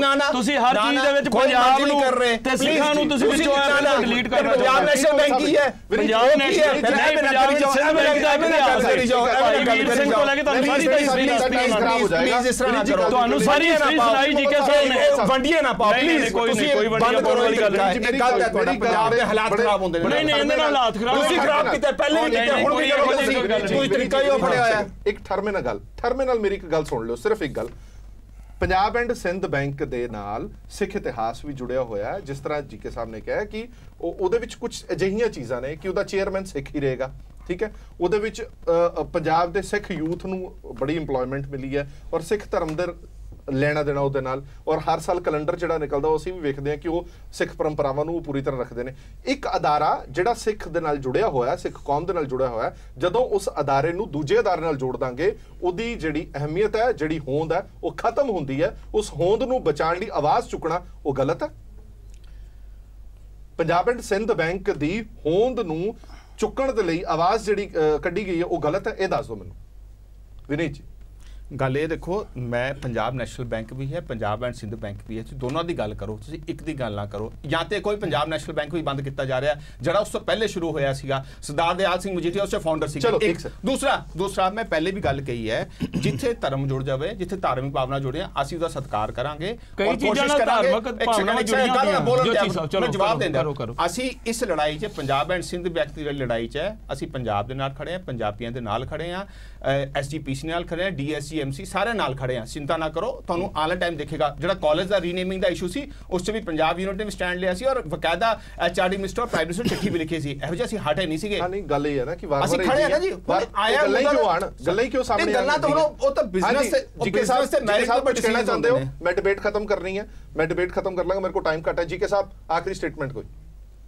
ਲੱਗਦਾ ਜੀਕੇ ਸਾਹਿਬ ਨਾਲ ਸਾਡਾ ਸੰਪਰਕ ਟੁੱਟ ਗਿਆ। ਚਲੋ ਹਾਂਜੀ ਜਾਂਦੇ ਹਾਂਜੀ ਸੰਘਾ ਸਾਹਿਬ ਕੁਝ ਕਹਿਣਾ ਇਸ ਗੱਲ ਤੇ? ਜਿੱਥੋਂ ਤੱਕ ਜਿਹੜੀ PNB Punjab and Sind bank ਨੂੰ ਮਰਜ ਕਰਨ ਦੀ ਗੱਲ ਹੈਗੀ ਹੈ, ਬੀਇੰਗ ਏ ਪੰਜਾਬੀ, ਜਿੱਥੇ ਪੰਜਾਬ ਦਾ ਨਾਮ ਮਿਟਦਾ ਉੱਥੇ ਸਾਨੂੰ ਦੁੱਖ ਹੁੰਦਾ। ਮੇਰੀ ਸੁਰਤ ਦੇ ਵਿੱਚ ਬੈਂਕ ਆਫ ਪੰਜਾਬ ਹੁੰਦਾ ਸੀ ਜਿਹੜਾ HDFC ਚ ਮਰਜ ਹੋਇਆ, ਮੈਂ ਉਹ ਯਾਦ ਹੈ ਮੈਨੂੰ ਵੀ। ਪਰ ਜਿੱਥੇ ਵੀ ਐਜ਼ ਏ ਪੰਜਾਬੀ ਸਾਨੂੰ ਉੱਥੇ ਦੁੱਖ ਹੁੰਦਾ ਜਿੱਥੇ ਪੰਜਾਬ ਦਾ ਨਾਮ ਮਿਟਦਾ। ਅੱਜ ਇਹੀ ਗੱਲ ਪੀਰ ਮੁਹੰਮਦ ਜੀ ਨੇ ਵੀ ਕਹੀ ਹੈ, bank Punjab and Sind bank ਨੂੰ ਬੈਂਕ ਆਫ ਬੜੌਦਾ ਦੇ ਵਿੱਚ ਕਰਨ ਦੀ ਬਜਾਏ ਬੜੌਦਾ ਨੂੰ ਇਹਦੇ ਵਿੱਚ ਕਰ ਦਿਓ। ਅਸੀਂ ਸਵਾਗਤ ਕਰਾਂਗੇ। ਤੁਸੀਂ ਇਹਦੇ ਵਿੱਚ ਆਪਾਂ ਇੱਕ ਕੰਮ ਹੋਰ ਕਰ ਸਕਦੇ ਆ, ਅਸੀਂ ਪੰਜਾਬ ਐਂਡ ਸਿੰਧ ਬੈਂਕ ਨੂੰ ਪੰਜਾਬ ਨੈਸ਼ਨਲ ਬੈਂਕ ਚ ਕਰਾ ਦਿੰਦੇ ਜੀ। ਇਕੱਲੀ ਗੱਲ ਹੈ, ਇੱਕੋ ਹੀ ਗੱਲ ਹੈ, ਦੋਨੋਂ ਹੀ ਬੈਂਕ ਇੱਕੋ ਫਾਊਂਡਰ ਰਹੇ ਆਲਮੋਸਟ ਉਹਨਾਂ ਦੇ। ਨਹੀਂ ਤੁਸੀਂ ਇਦਾਂ ਨਾ ਕਰੋ, ਜਿਵੇਂ ਅਸੀਂ PNB ਨੂੰ ਪੰਜਾਬ ਐਂਡ ਸਿੰਧ ਬੈਂਕ ਚ ਕਰਾ ਦਿੰਦੇ ਆ।